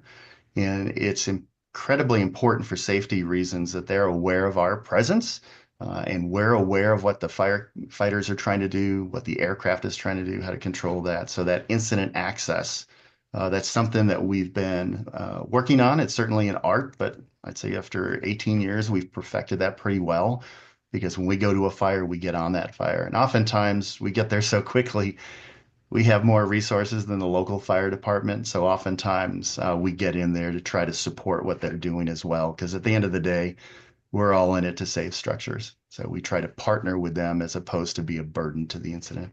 And I hope that answers the question, George. Well, I hope so too. It definitely answered my question.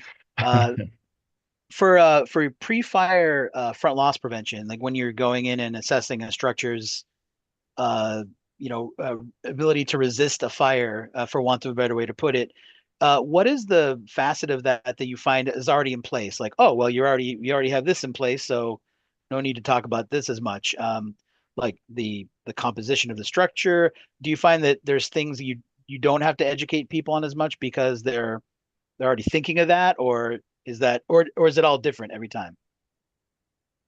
No, I'd say the similarity is when I was in the fire service in Colorado 30 years ago to this very day, it's the same problem with every structure all the time. People tend not to be very well educated on this topic, so they don't understand what a vulnerability looks like. A tree growing through the deck is really scary for me, doesn't look like a hazard to the homeowner.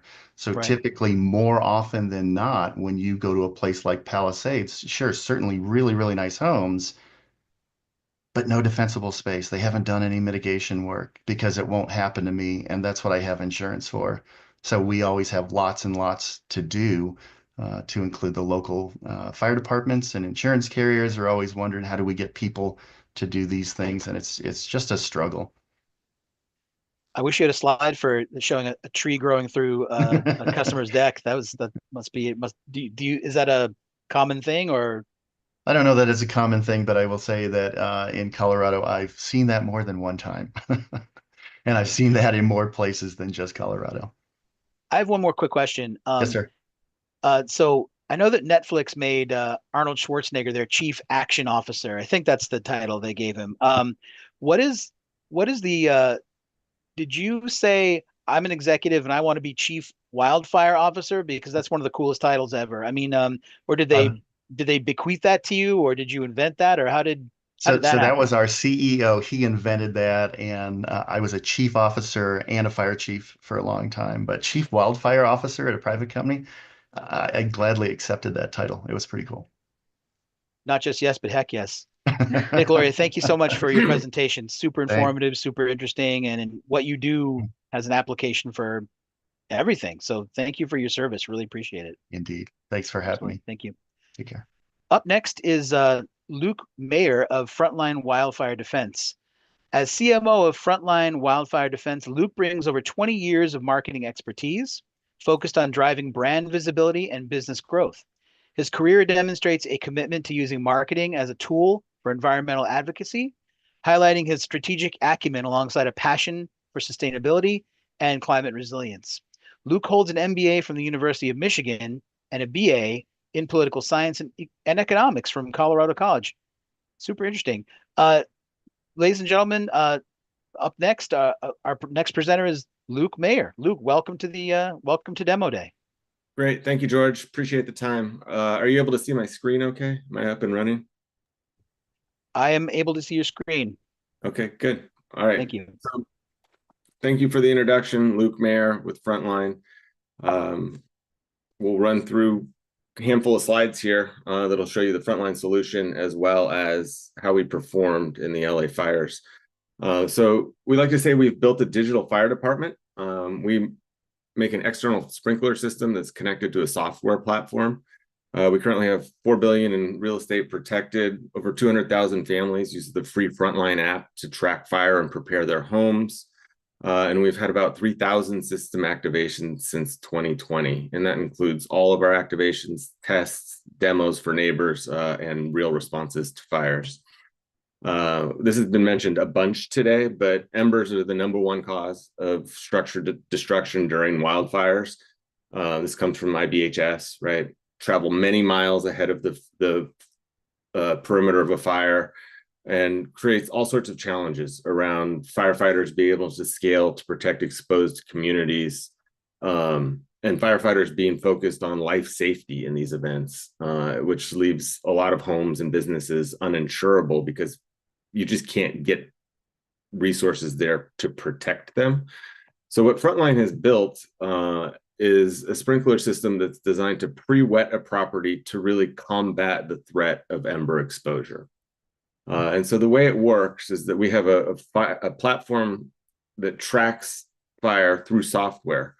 And then it'll push a notification to the homeowner as well as to the system on the home and auto-activate the sprinklers when fire's in the area. We currently turn it on when fire's about 7 miles from the home, and then we run it through an algorithm where we look at a couple variables like wind speed, humidity, red flag warnings, terrain. The homeowner can always monitor and control their system through the Frontline app. And then we've built a bunch of redundancy into it because we know, for example, the first thing that happens typically during these fires is power gets shut off. And so each system comes with Wi-Fi, cellular, and satellite connectivity. So it starts on Wi-Fi. If the home power goes off, it'll roll over to cellular. And sometimes, like for the Palisades fire, it lasted many days. You might see cell towers either burn or their batteries are drained, in which case the system will roll over to satellite connectivity. And that connectivity box on the side of the home, our controller, has a dedicated battery and a trickle charge solar panel, so it will stay online indefinitely, even if the power is out. We also use a biodegradable firefighting foam that's mixed into the water as the water is distributed on the home through the sprinklers. And then we'll typically use the home's primary water source first, usually municipal, sometimes it's a well. But we can also access secondary supply options like pools, tanks, wells, ponds, really anything. We have a couple systems on the shores of Lake Tahoe where we pull water out of the lake. Obviously, that requires a generator and a dedicated pump for the backup water sources. So the graphic here, you can see typically what we'll do is do roof rotors that sit on top of the roof and they spin 360 degrees. They cover the roof, the gutters, and then 30 feet from the exterior walls of the home. So that's home ignition zone 0 and home ignition zone 1. And then we'll also install eave sprays under the eaves that spray down, cover the side of the home in that 0 to 5 foot space that's home ignition zone 0. In some instances, we'll add ground mounted sprinklers that are perimeter sprinklers that spray back towards the home. So we're very focused on the property itself and that home ignition zone 1 up to 30 feet out. We don't worry too much about trying to use water to protect extended zones beyond that. We'd rather focus those resources on the structure itself. This is a visual of some of the hardware. So this is the controller that I mentioned that has the Wi-Fi, cellular, and satellite connectivity. This is the manifold. You can see the water source coming into the system, and then it runs up to the roof and splinters into zones. So the system runs in a series of zones, much like an irrigation system, up to 9 zones for a system.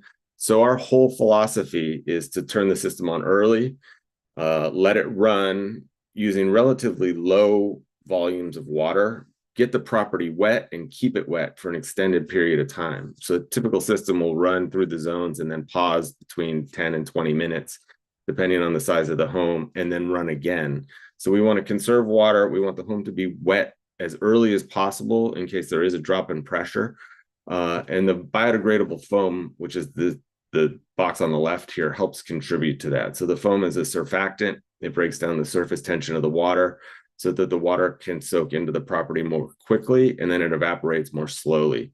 We like to say it makes the water wetter. And it's the same foam that a firefighter would carry on their truck if they're coming around to pre-wet homes when fire's in the area. In terms of the app experience for the homeowner, the systems are all networked and it's automated. So they'll get a notification through the app that says there's fire in your area. It's close enough, basically, that we want to turn your system on and start this pre-wetting process. And it starts a 10-minute countdown timer. At the end of the 10 minutes, the homeowner, if they haven't responded, the system will turn on. Prior to that, they can activate the system immediately, or they can turn it off so it doesn't activate if they don't want to turn it on. And then for somebody like an insurance carrier, you can actually see a portfolio of systems through a dashboard. And so this is showing an example where, you know, fire has been detected and you could see homes that are within your portfolio of policies that are exposed to the fire. So it provides real-time risk monitoring during active fires relative to your portfolio, and then the ability to turn any homes that had a frontline system on. You could see if the system is on or off, if it's ready, or if there's an issue with it. If it's running, you'll know flow rate. So there's a whole bunch of data that can be provided remotely in terms of how the systems are operating. To get into the LA fires, I won't go too deeply into this, but you know, it started on January 7th, and there were basically 5 fires that were burning over the course of that week. And this is from NBC News. You know, the environment in which we were operating was basically extremely high risk fire weather, dry vegetation, low humidity, but also really severe challenges trying to get to the fires. So the aerial resources were grounded. A lot of the water supply was lost to some of the neighborhoods within the Palisades. And evacuation traffic was blocking access routes. So firefighters couldn't even get in to get to some of these homes to try and help. All of this was under 80 to 100 mile an hour wind conditions. And so if you look at how Frontline did, this was by far the biggest test of the Frontline technology. At one point, we had 61 Frontline systems that were running in reaction to the LA fires. And you can see by fire, the number of systems that were running. So 41, the majority were in the Palisades. 6 were triggered by the Sunset Fire. There was the Kenneth Fire, Hughes, Eaton, and Hearst had one system.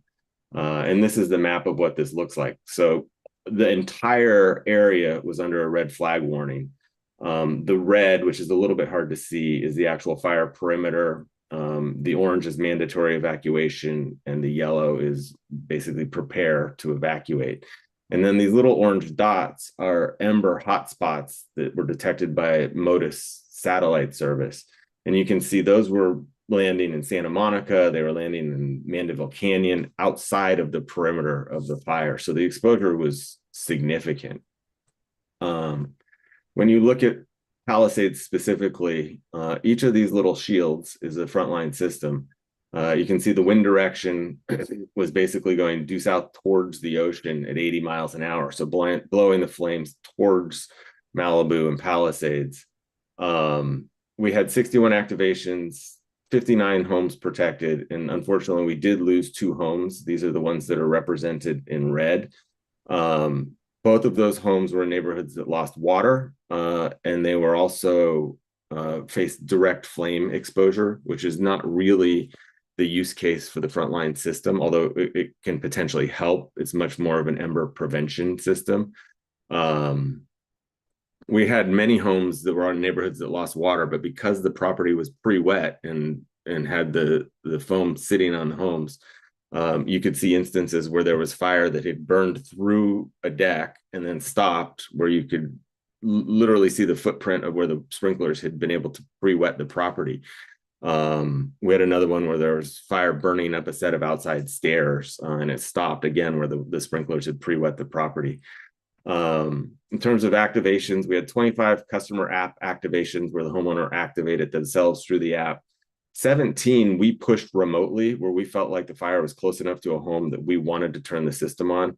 11 were triggered automatically through the auto activation, and then there was a switch on the controller at the side of the house. 8 were manually turned on by the homeowner at the switch before they evacuated. You can see more information. There's some videos and news coverage around how Frontline performed. at frontlinewildfire.com, hashtag LA-fires. This is one of the stories. The home on the left was completely lost. The home on the right was protected by Frontline, and you can see the lemon trees still have, beautiful lemons on them. And so that was within the perimeter of where the sprinklers were hitting. This home basically looked untouched. 4 homes to the left, 3 homes to the right, and the one across the street were all lost. So, the firefighters were heroic during these events. Again, focused largely on life safety, helping evacuations. But as a result, there were a lot of homes and businesses that they just couldn't get to. And that is absolutely the right priority. But when you look at what the future of insurance starts to become, we very much believe that active mitigations that are automated, managed, and can be maintained over time are going to be a critical piece of how we evolve and how we learn to deal with wildfire exposure at a community level. And so Frontline enables fleet level policy management. So you can see all of your homes and your within a portfolio on a map. You can be notified when fire's in the area. And if it has a system, you can get very detailed information about temperature, if there's power to the system, what the signal level is for the cellular and satellite, pressure at the manifold, pressure at the water main, and then if the system's running, gallons per minute. And that basically unlocks the same fire level protection that you would get for somebody rolling a truck, but it's at a push of a button and the resource is already on the home. Every system can be monitored and activated remotely, and then we do an annual maintenance checkup. And so for a lot of the mitigations that homeowners can do around home hardening and vegetation management, it's hard to know after the first underwriting step, are they taking care of their vegetation over time, or does the roof have deferred maintenance issues 5 years down the road? With the Frontline system, that it's always working and has been maintained because we're actually out there every year testing and running systems and can do a lot of diagnostics remotely through our software. So that is the Frontline bit for the demo day. We are actively looking for insurance partners who are looking to get creative around ways to include more homes in their policy by requiring certain mitigations that are proven and can be managed. So feel free to contact us either through the website, and the QR code here takes you to the same site. And George, with that, I can turn it back over to you.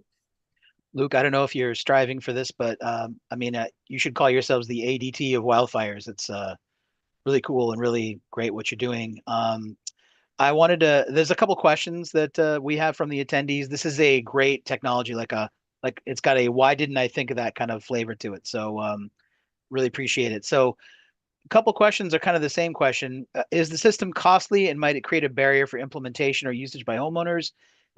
Coupled with how much does a Frontline system typically cost?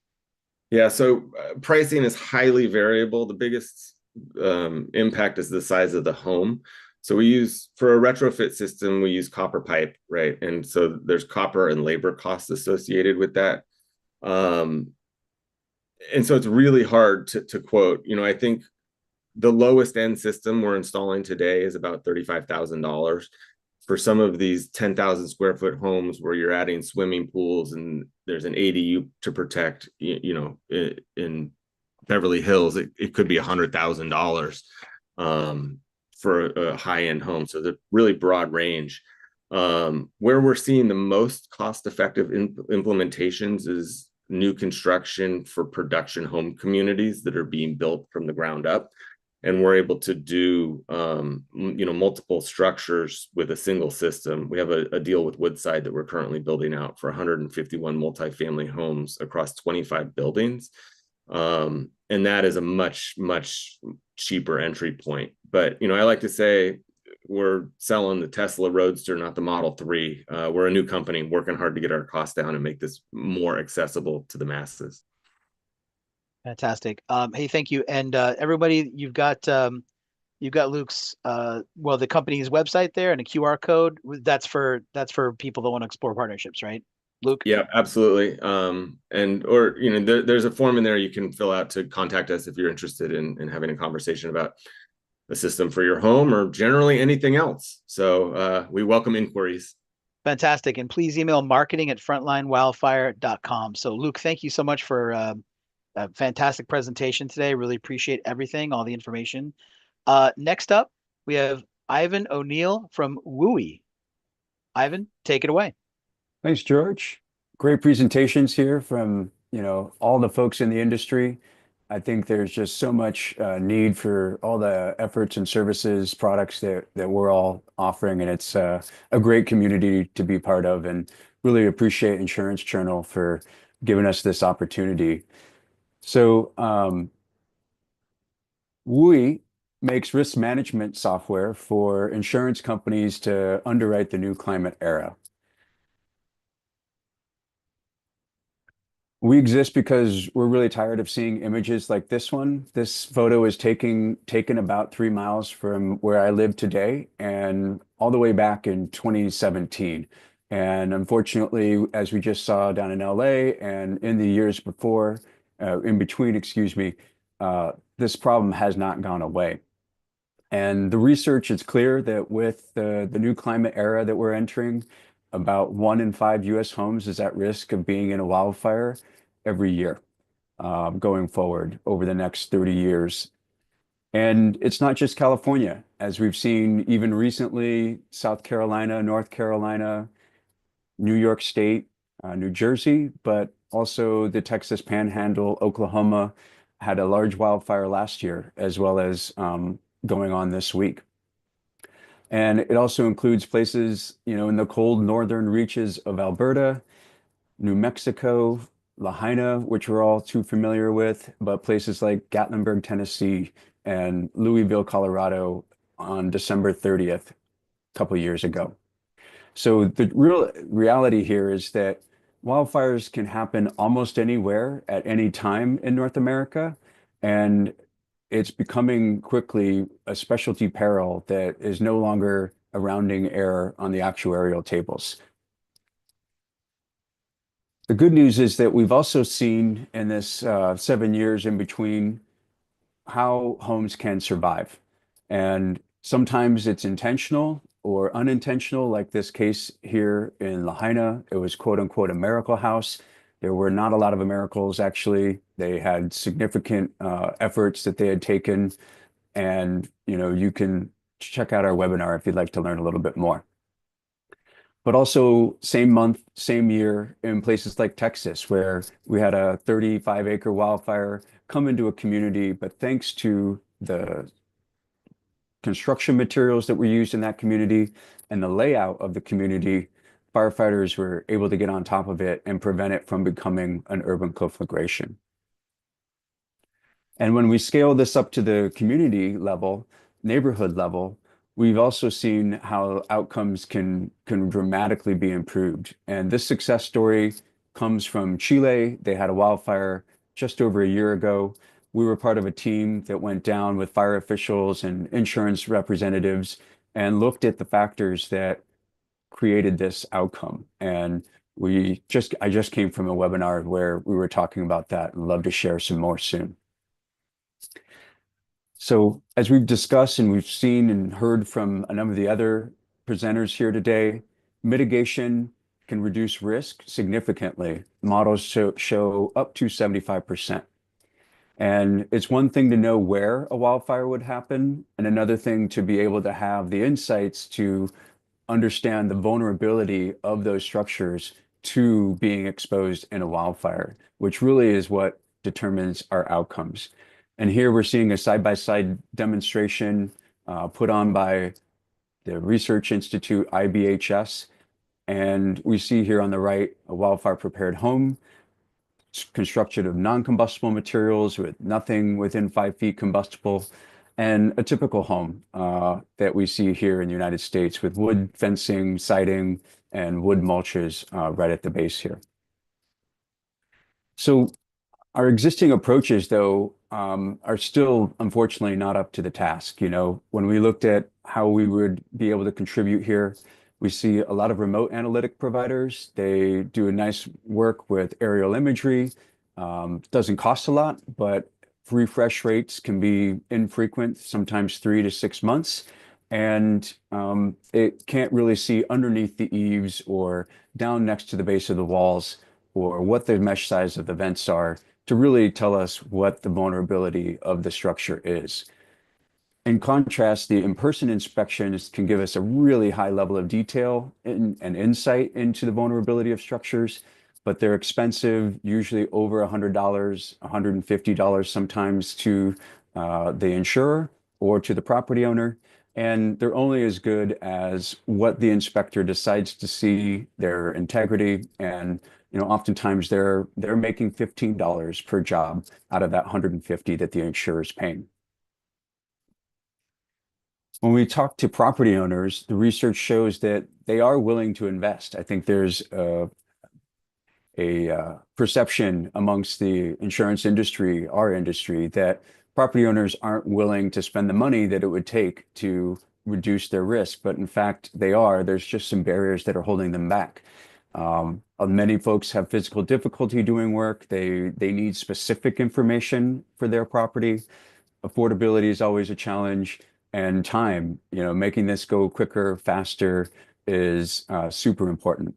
And that's what we've done here at WUI, is to address every single one of these so we can go from our early adopters that we're seeing out there into the majority.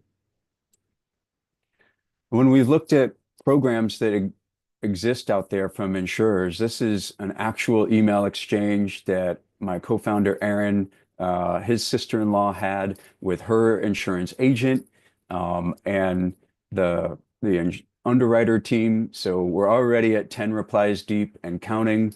Everybody's frustrated in this exchange. The agent, unfortunately, is acting as a go-between. They've, are dealing with many of these clients that are having to go through this work right now, and it's really upending the economics of their profession. And when we see what's copy and pasted from the underwriter, it's text only. There's no video guidance, no traceability, and the data is just completely unstructured. So we've revolutionized this. We make it simple for insurers to engage policyholders and underwrite climate risk, starting with wildfire.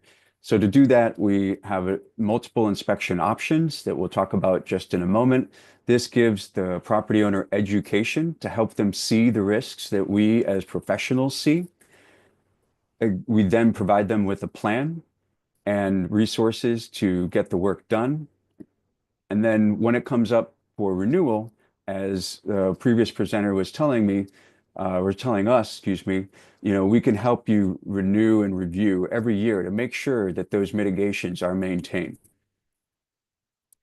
So we have 3 inspection options. We do automated aerial inspections as well, but we go another layer deeper and provide the policyholder with the clear insights to get started.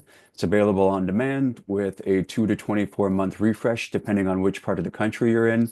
And it's a great tool to engage policyholders around the work that needs to be done. We also have a self-inspection solution that is on demand, really designed for the mass market, mid-market segment. And then we have a professional inspections that are available in as quickly as 3 business days, really well suited for high-value home, but also for the mid-market segments as well.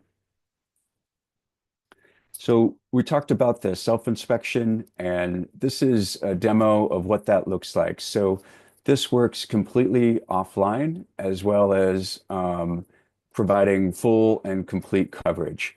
So it starts with a property owner. Sorry, dealing with a little bit of stuff here. Starts with a property owner getting a link, comes with the app. They can then do some spins around the home. We're going to make sure we get complete coverage. We prevent the fraud that often happens. Everyone's phone now has a magic eraser, so we can't really trust those images anymore. And it makes it very simple for a property owner to get started with the process and give the underwriting team all the detail that they need in order to underwrite confidently. We then analyze this with our AI, and we've got multiple models, and I'm just going to slow this down half speed so you can see. But we very quickly identify all of the wildfire risk features, hardscape, wood mulches, all of the vegetation nearby, and place it into space so that we can understand the spatial relationships and the different types of exposure that the home faces from the features on the landscape. So ember cast, radiant heat, and direct flame lengths. From there, we turn that into a digital plan that allows a property owner to get work done. On with Zoom.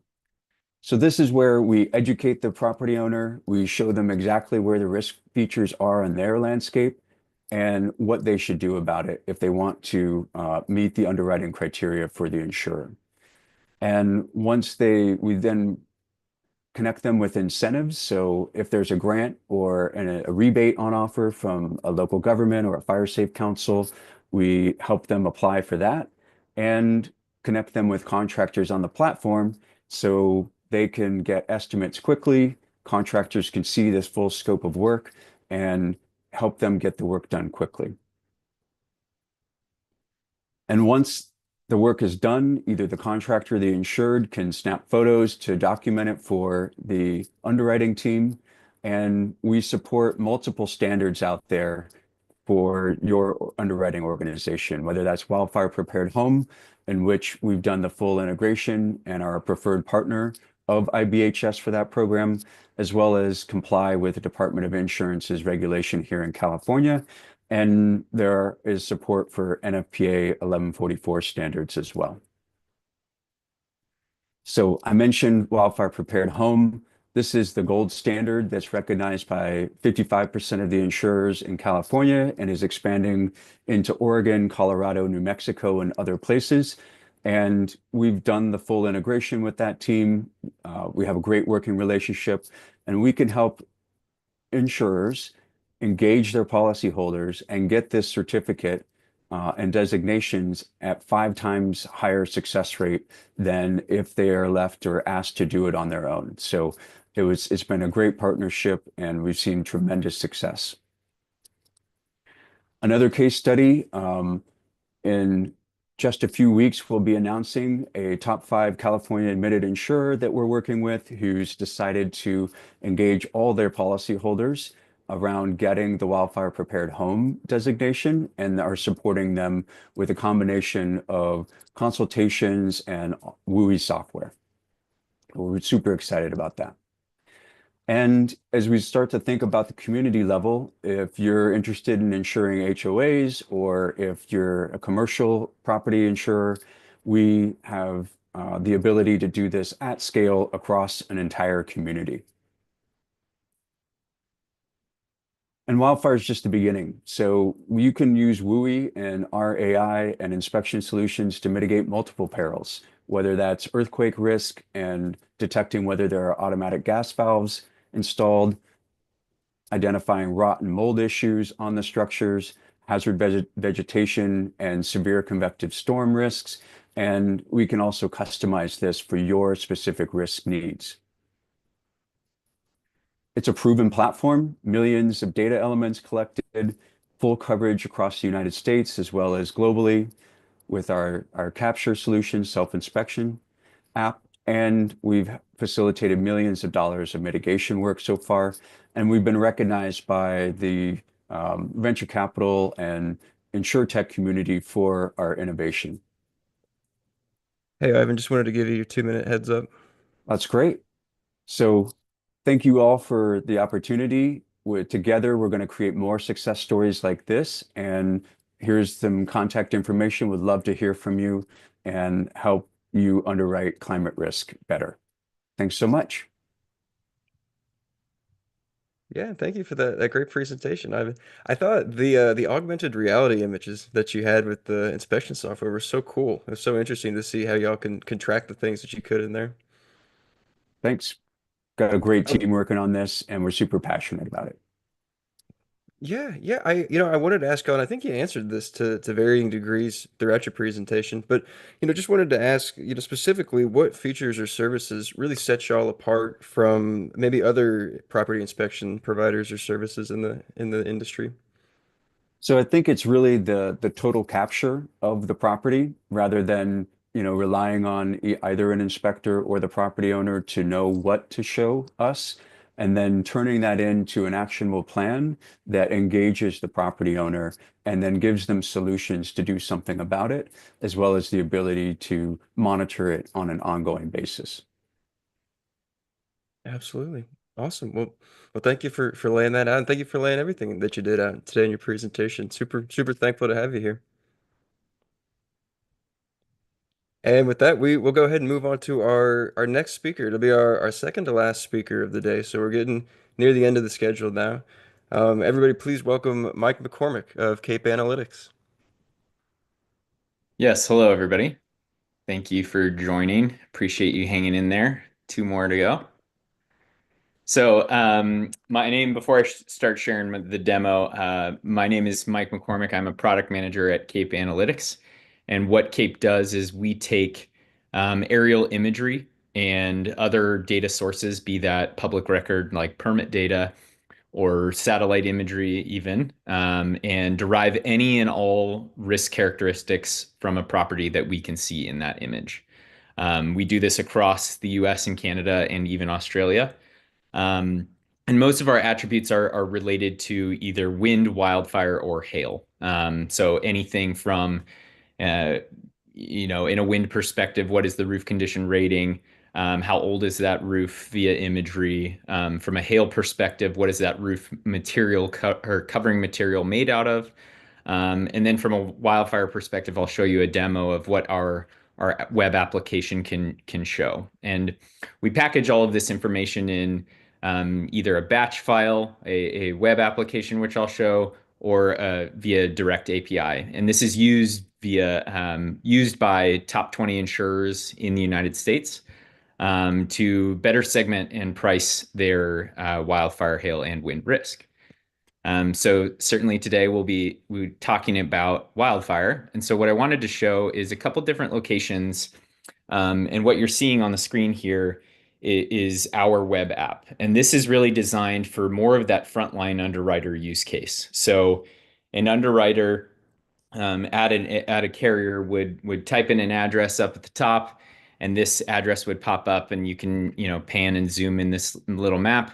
But really what we're talking about here is wildfire vulnerability. So what aspects of this property are going to increase, decrease, or really define that wildfire vulnerability? So, anything from the structure footprint, how large is this structure? What is the roof covering material? How many facets there are?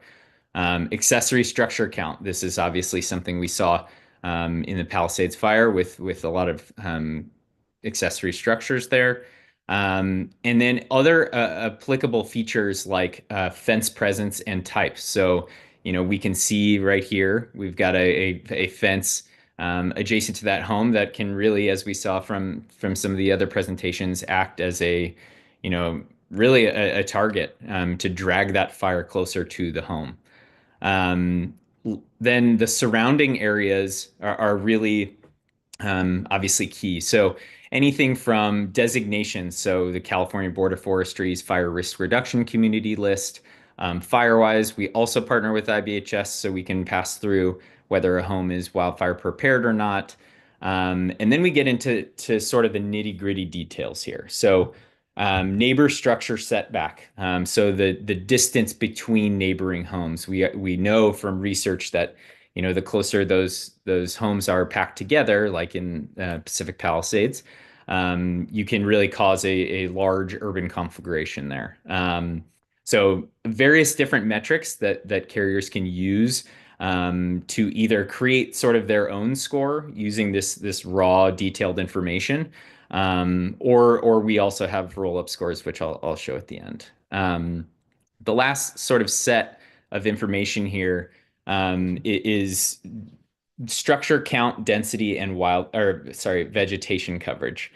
So that's really, if you zoom out, you can take a look at where is this home in relation to other homes. So structure count in various zones, 1 to 100 feet, 100 to 200 feet, 250 feet. And that's really going to define the density or the propensity for an urban conflagration. And then vegetation coverage. So what we can do is if we look at this home, we can then draw, our computer vision and AI models will draw a concentric ring, around the roof perimeter and define, okay, here's 5 feet beyond the roof perimeter. And then it becomes a, count the vegetation per zone. So that's how we can get to for this specific home, 13% of that zone one, that home ignition zone, is covered in vegetation. So that would be an immediate flag to the carrier or the underwriter in this case, looking at this home to say, okay, maybe they have a business rule that says anything, above 30, we need some mitigation done there for that home in order to bind the policy, something like that.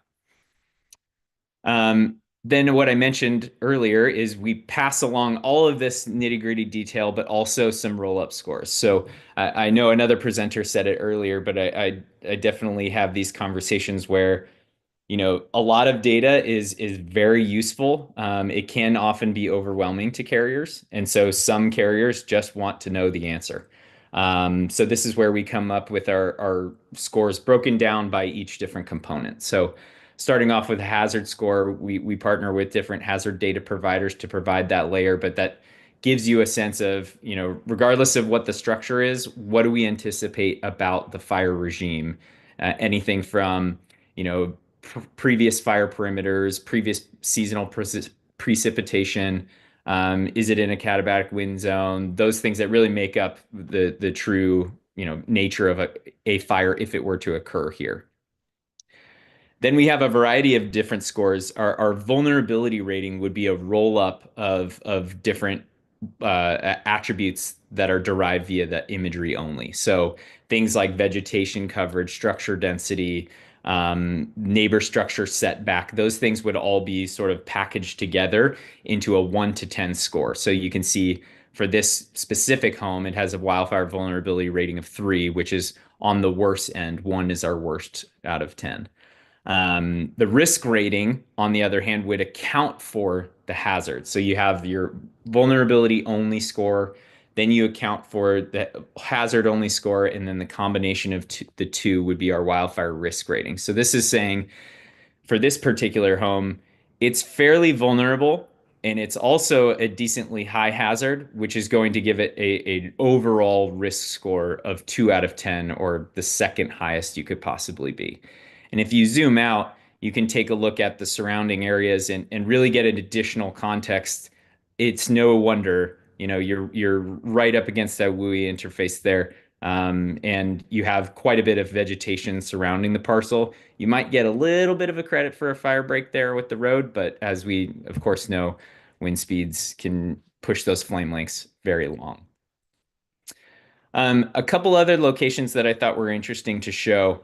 So this is I won't walk through every single attribute again, but this is exactly the workflow a carrier would do. So this one is a very different home in a very different setting. So this is on paper, much, much worse home in terms of the hazard. It's right up against vegetation. But what we can actually see via the imagery is the homeowner here, in I'm sure conjunction with the carrier, has done quite a bit to reduce the wildfire vulnerability. So you can see this path, the natural fire break, and there's actually very little vegetation surrounding this home. So the zone 1 is actually 0%. There's looks like artificial turf installed, and really your zone 2 is really only these trees on the street side. So this home is, although it is in a very high risk area, it has actually taken several steps to reduce that overall vulnerability to the structure. I should also mention here, we also provide not only these scores, but the reasons why. So a carrier who would license this data from us would get all of the information you're seeing on the screen here. So all of those individual low-level features, if you will, the roll-up scores, but then also the reasons why. So in this case, there is next to no structure density in this case, so that's really driving down that vulnerability. And Yard debris is another attribute where we can segment that out via our aerial imagery that can cause an increase in wildfire vulnerability.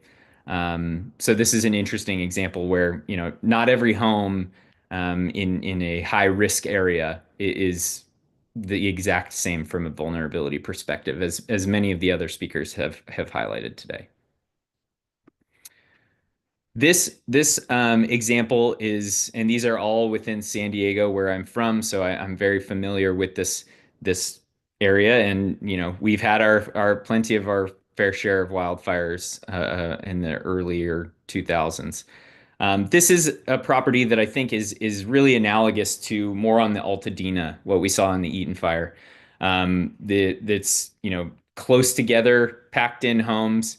A lot of, if we scroll down, high structure density, 49 structures within 250 feet of this property. You can see from a vegetation perspective, maybe a little bit light in zone 1, that's great. But at some point, this might be flagged for, on paper, the vegetation looks great, but given that structure density and count surrounding that property, it might be cause for a flag on an urban conflagration. So this is one that I think is applicable just for current events, really. And then the last one I'll show today is a much different setting. So this is a more rural setting, a much larger parcel. And what we see on the parcel is actually at the top here, quite a few accessory structures.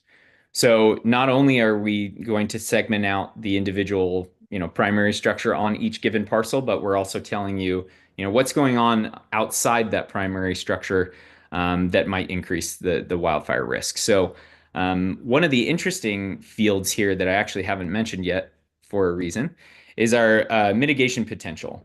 And this is, plenty of other speakers have talked about the importance of mitigation, which is completely valid. One thing that we do here is we use this mitigation potential rating to estimate a best case scenario in terms of vegetation. What might this home's remaining vulnerability look like if all vegetation was removed from the parcel? So we fully acknowledge that that's not a realistic thing. Homeowners are not going to remove every single piece of vegetation. But what it does tell us is the home's relation to the parcel boundary can create a reliance on your neighbor to take care of their property in order to reduce your home's vulnerability. So, for example, this home actually has quite a big difference between vulnerability rating and mitigation potential rating. So this is saying this is highly vulnerable. There's quite a lot of vegetation surrounding the home. There's a lot of structures nearby via those accessory structures, which can drive up that vulnerability. But if they were to significantly reduce their vegetation on that parcel that they are in control of, they would reduce their overall vulnerability score from a 1 all the way down to a 9. And the contrast there would be, there is some interplay on the location of the primary structure to the parcel boundary. So if this home was much closer to the neighboring parcel, that zone 1, zone 2 is really falling on somebody else's property. So that sort of gets at the community mitigation efforts that are really important for driving down an overall neighborhood's vulnerability to wildfire.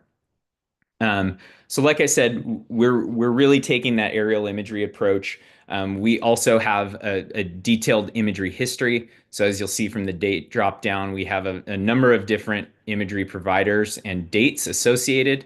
So any sort of changes over time, a frontline underwriter would be able to look at, hey, how has that vegetation changed over time, and how, if I have mandated a mitigation action or reducing vegetation in zone 1, for example, has the homeowner actually done that? And we can verify that via imagery. So that's all I wanted to share today. I appreciate everybody's time. I know we're like I said, at the end of the day, but I'll stick around and answer any questions that anybody might have. Mike, yeah. Thanks for peeling back the curtain on your product there. It was super interesting to see all those layers and to see what all y'all are looking at. We did have an interesting question in the chat from Kelly, I think, and we talked a little bit, or you talked a little bit about the vegetation and how that could affect the vulnerability scores, but she was wondering specifically about structural changes that you could make to a property. Like her example specifically was would home hardening like ember resistant vents factor into your guys' I guess view of the vulnerability of a property. So are those things considered in what y'all are doing? Sure. So the short answer is, and quite honestly, the aerial imagery resolution is on the order of 7 centimeters. So anything that we can see with that level of resolution, we would be able to detect. I think ember resistant vents would be quite honestly a tricky one for us, just because you would need not only more of an orthogonal view rather than a top down, Sure. or sorry, you'd need an oblique view rather than orthogonal. But you'd also need high resolution obliques. So that's where we would get that information, via an IBHS, via their API, where we could pass through this home has the, Wildfire Prepared Plus designation and these additional CDI factors that are needed for mitigation.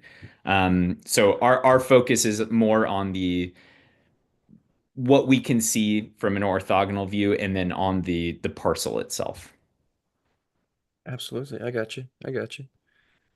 Well, awesome, Mike. I think that was the only one that came in while you were speaking, but really appreciative for you just to take the time and to lay all that out for us today.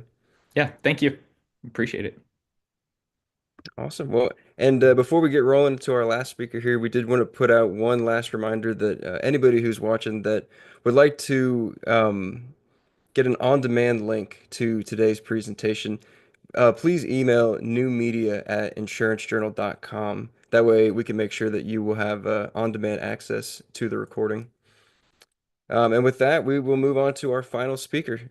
Last but certainly not least, here we are going to bring on Nicholas Peterson of Munich Re. Oop, Nicholas, are you here? I'm here, but my video has been stopped by the host, unfortunately. Oh, well, give us just 1 second. Let's see if we Yeah. can get it fixed up here for you. Apologies about that. No, all good, all good. Didn't mean to Can you steal see your me? thunder away as I cast it over to you here. But all Ah, right, and perfect. with that, I Okay, I will can go see dark now. myself. Thanks so much. So no, thank you very much, Alan. Good to see you all. My name is Nick Peterson from Munich Re.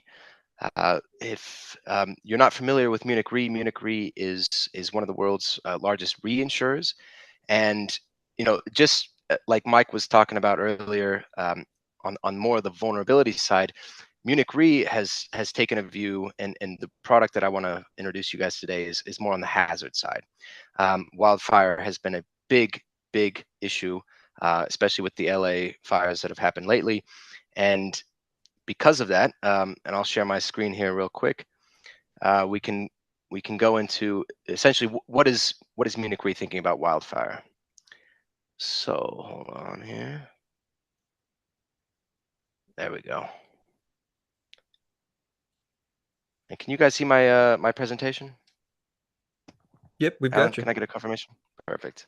All right, so I'm going to breeze through this, and I'd love questions because we're not going to get so in depth on the vulnerability side, but rather look at what is Munich Re's view of risk as a global reinsurer, from the insurance perspective, and why did we have to redo our fire maps recently? I mean, the California map we just updated in November, and why this might be applicable to to the audience here, insurers, and beyond. But essentially, I mean, we've seen a very big increase in wildfire, in the damages coming from wildfire, especially in the state of California, my home state. And with this new risk level, of course, I work for a German company, and with this new risk level comes a significant increase in let's say, not relying on the old models. And this is why we've decided to make a new model, which we call Wildfire HD. Munich Re has our own internal hazard maps when it comes to flood, when it comes to hurricane, hail, tornado, lightning, volcano. Wildfire, we do have a global map, and we have essentially revamped that through this project, which we're calling Wildfire HD, just because we've seen such an increase in wildfire risk, especially in the West Coast in the United States and Canada. And a lot of that risk, of course, has to do with the urban land interface. But the reason why we don't have this as part of our main offering, when Munich Re licenses out our hazard maps, is because we don't fully have the US covered yet. So these are the states we have covered, plus Australia and Greece. But California has been the one tricky one for us. At really understanding from an insurance perspective, from a rate perspective, what is the risk of insuring a property in those really high risk, dry, and urban, but urban close to land interface areas. And this is where we have a new team that has developed this map, which we called Wildfire HD. And this is incorporating, so you can see here this nice equation. We're incorporating the external data, which is topographic, looking at wind patterns, looking at climate regions, mixing that with, of course, Munich Re loss data, which is quite extensive through both our direct, but also our insurance clients. And then Hey, mixing that apologies in to this. cut you off, Nick. Yeah. We can't see advancing the slides on the PowerPoint if you're clicking through them now. Oh, really? We do see the PowerPoint, but not like in a full screen format. All right, hold on. I I'm apologize sorry, for guys. cutting you No, off that's here. all good, all good. Sorry about that. Let me share the PDF. This might be better.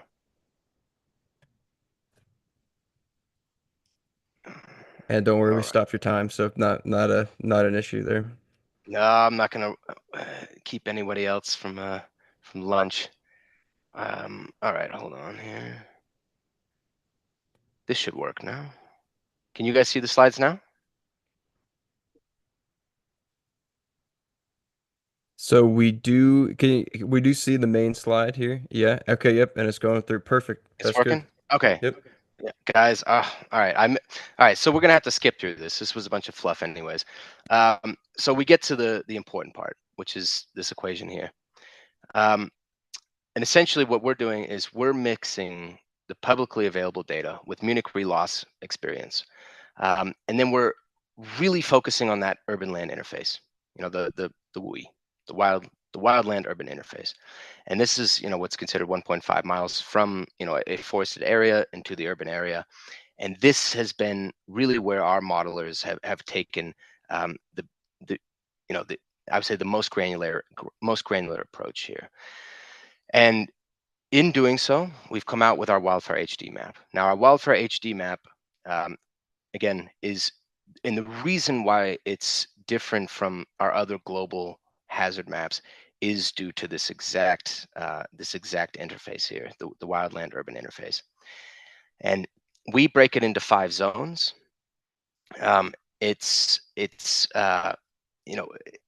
So officially, the map that we that we've developed is a rate map. It's a Munich Re internal rate map that determines our insurance rates.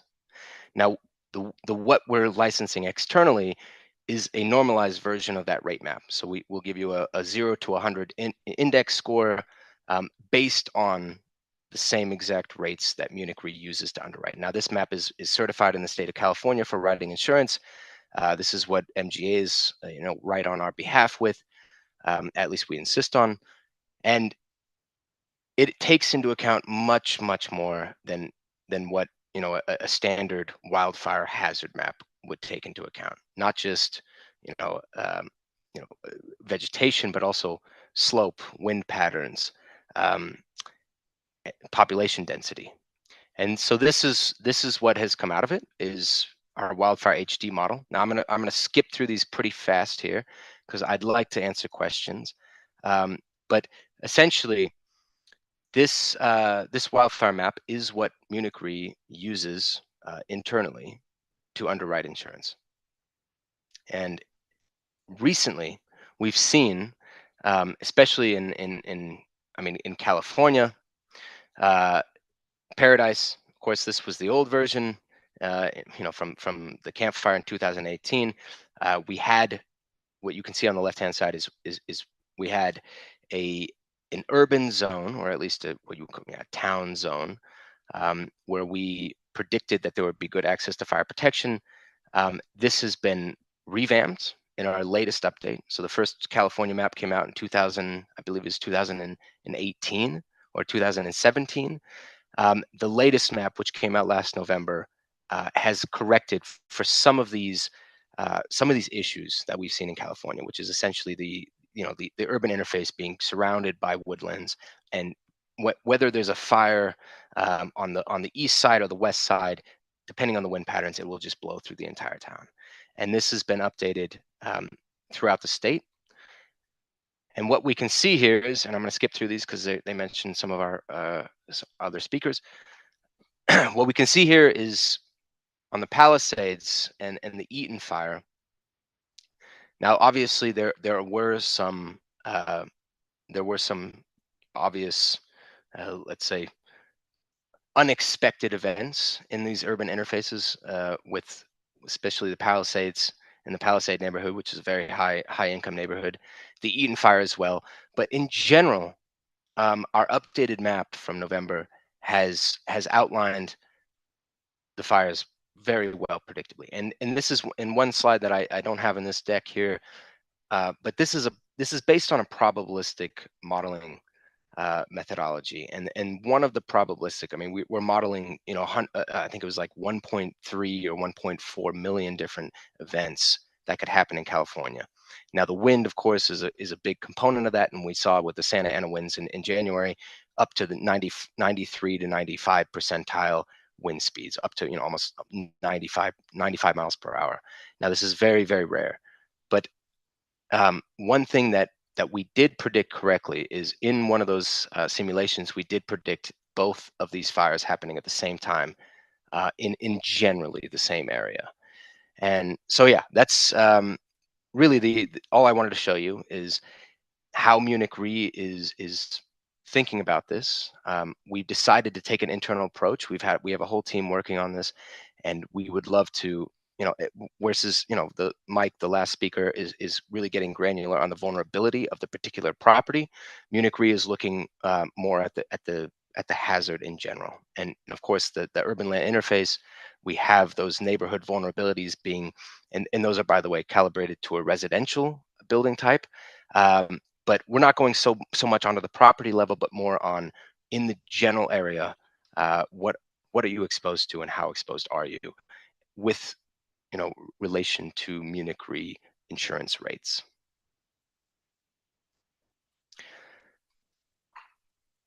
But yeah, that's pretty much all I wanted to show you guys. When it comes to hazard, I think the one thing that I would say, since I've been with Munich Re is trust the guys with the skin in the game. And we've got skin in the game, and we've taken some serious losses from these LA fires, and I can guarantee that we're going to be updating our maps because of it. But yes, if it comes to peril, and especially on these, very, very, I mean, as the urban sprawl continues, it's coming out to these borders that are going to become most important, and the most updated map is the most recent map.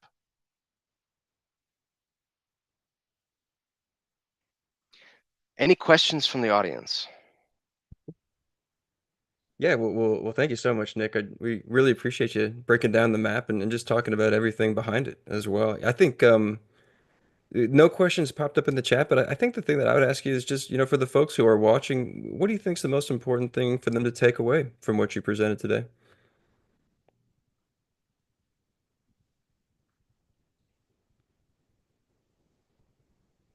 Oh, We'll take the thumbs up. Can you guys I think, can you hear me, Nick? yeah, I can hear you. Oh, you got me. Yeah, I said, I didn't see any questions pop up in the chat, but just wanted to know, what was maybe like the big takeaway you wanted folks to have Oh, for today. yeah, for today, no, it's going to be, yeah, with Wildfire, it's hard. I mean, everyone that presented before us, um, I mean, they're again, there's two components to risk. It's vulnerability and it's hazard. So Munich Re, we really are not experts on the hazard side, or on the vulnerability side, excuse me. On the vulnerability side, it really comes down to the asset owner, the particular property, what is the vegetation on that property. When it comes to hazard, especially on a global scale, this is something where we have good expertise in, and something where we've been, quite, as I said, skin in the game. We have a direct, um, we have a direct incentive to making sure that our wildfire maps are the most accurate as possible. Joe, yes, I would be happy to send you directly. You could also go to the Munich Re Wildfire HD in Google. It will give you the information you need. The appetite to extend their exposure and high exposure risk of wildfire. Yeah, so so Wildfire HD is actually the only rate map that we actually license out. The other maps that we license out, flood, hurricane, hail, these are all hazard maps. These are coming. I mean, it's a different methodology. Some, of course, take a probabilistic approach. Some take a statistical approach. But Wildfire HD is the only, I would say, rate map that we do license out through a normalized version, through the index scores from 0 to 100. But this is something, especially with hail, severe convective storm has become such a big issue for all of our clients in North America, and it's so this is something that's in development, but I can't give you any details at the moment. But yeah, and as for Wildfire HD, as I said earlier in the presentation, we do have only the West Coast really covered at this point, and Tennessee for some reason. We will get likely the entire United States covered by the end of 2025. So this is to look forward to, but in the high risk wildfire areas, this map, and by the way, the granularity on this map, which I also forgot to mention, is going to be 30 by 30 meters. I'm trying to get the Europeans to understand that we prefer feet and miles, but they just laugh at me. So for the meantime, it's going to be metric. Very good. But yeah, Well, thank you guys for your yeah, attention. Nick. Really Yeah, thank appreciate it. you. Thank you so much just for breaking everything down. Super appreciative of it. All right, But with guys. that, And I yeah, believe. and if you have any other questions, Wildfire HD, you can always reach out to me. I think my info is here. Otherwise, you can Google Wildfire HD Munich Re, and that'll get you hooked up with some of our guys that can describe it further. Awesome. Thanks, Nick. Well, George, I think we have come to the end of our list. Alan, we certainly have. Thank you to all our speakers today. Fantastic jobs, fantastic presentations. Demo, amazing.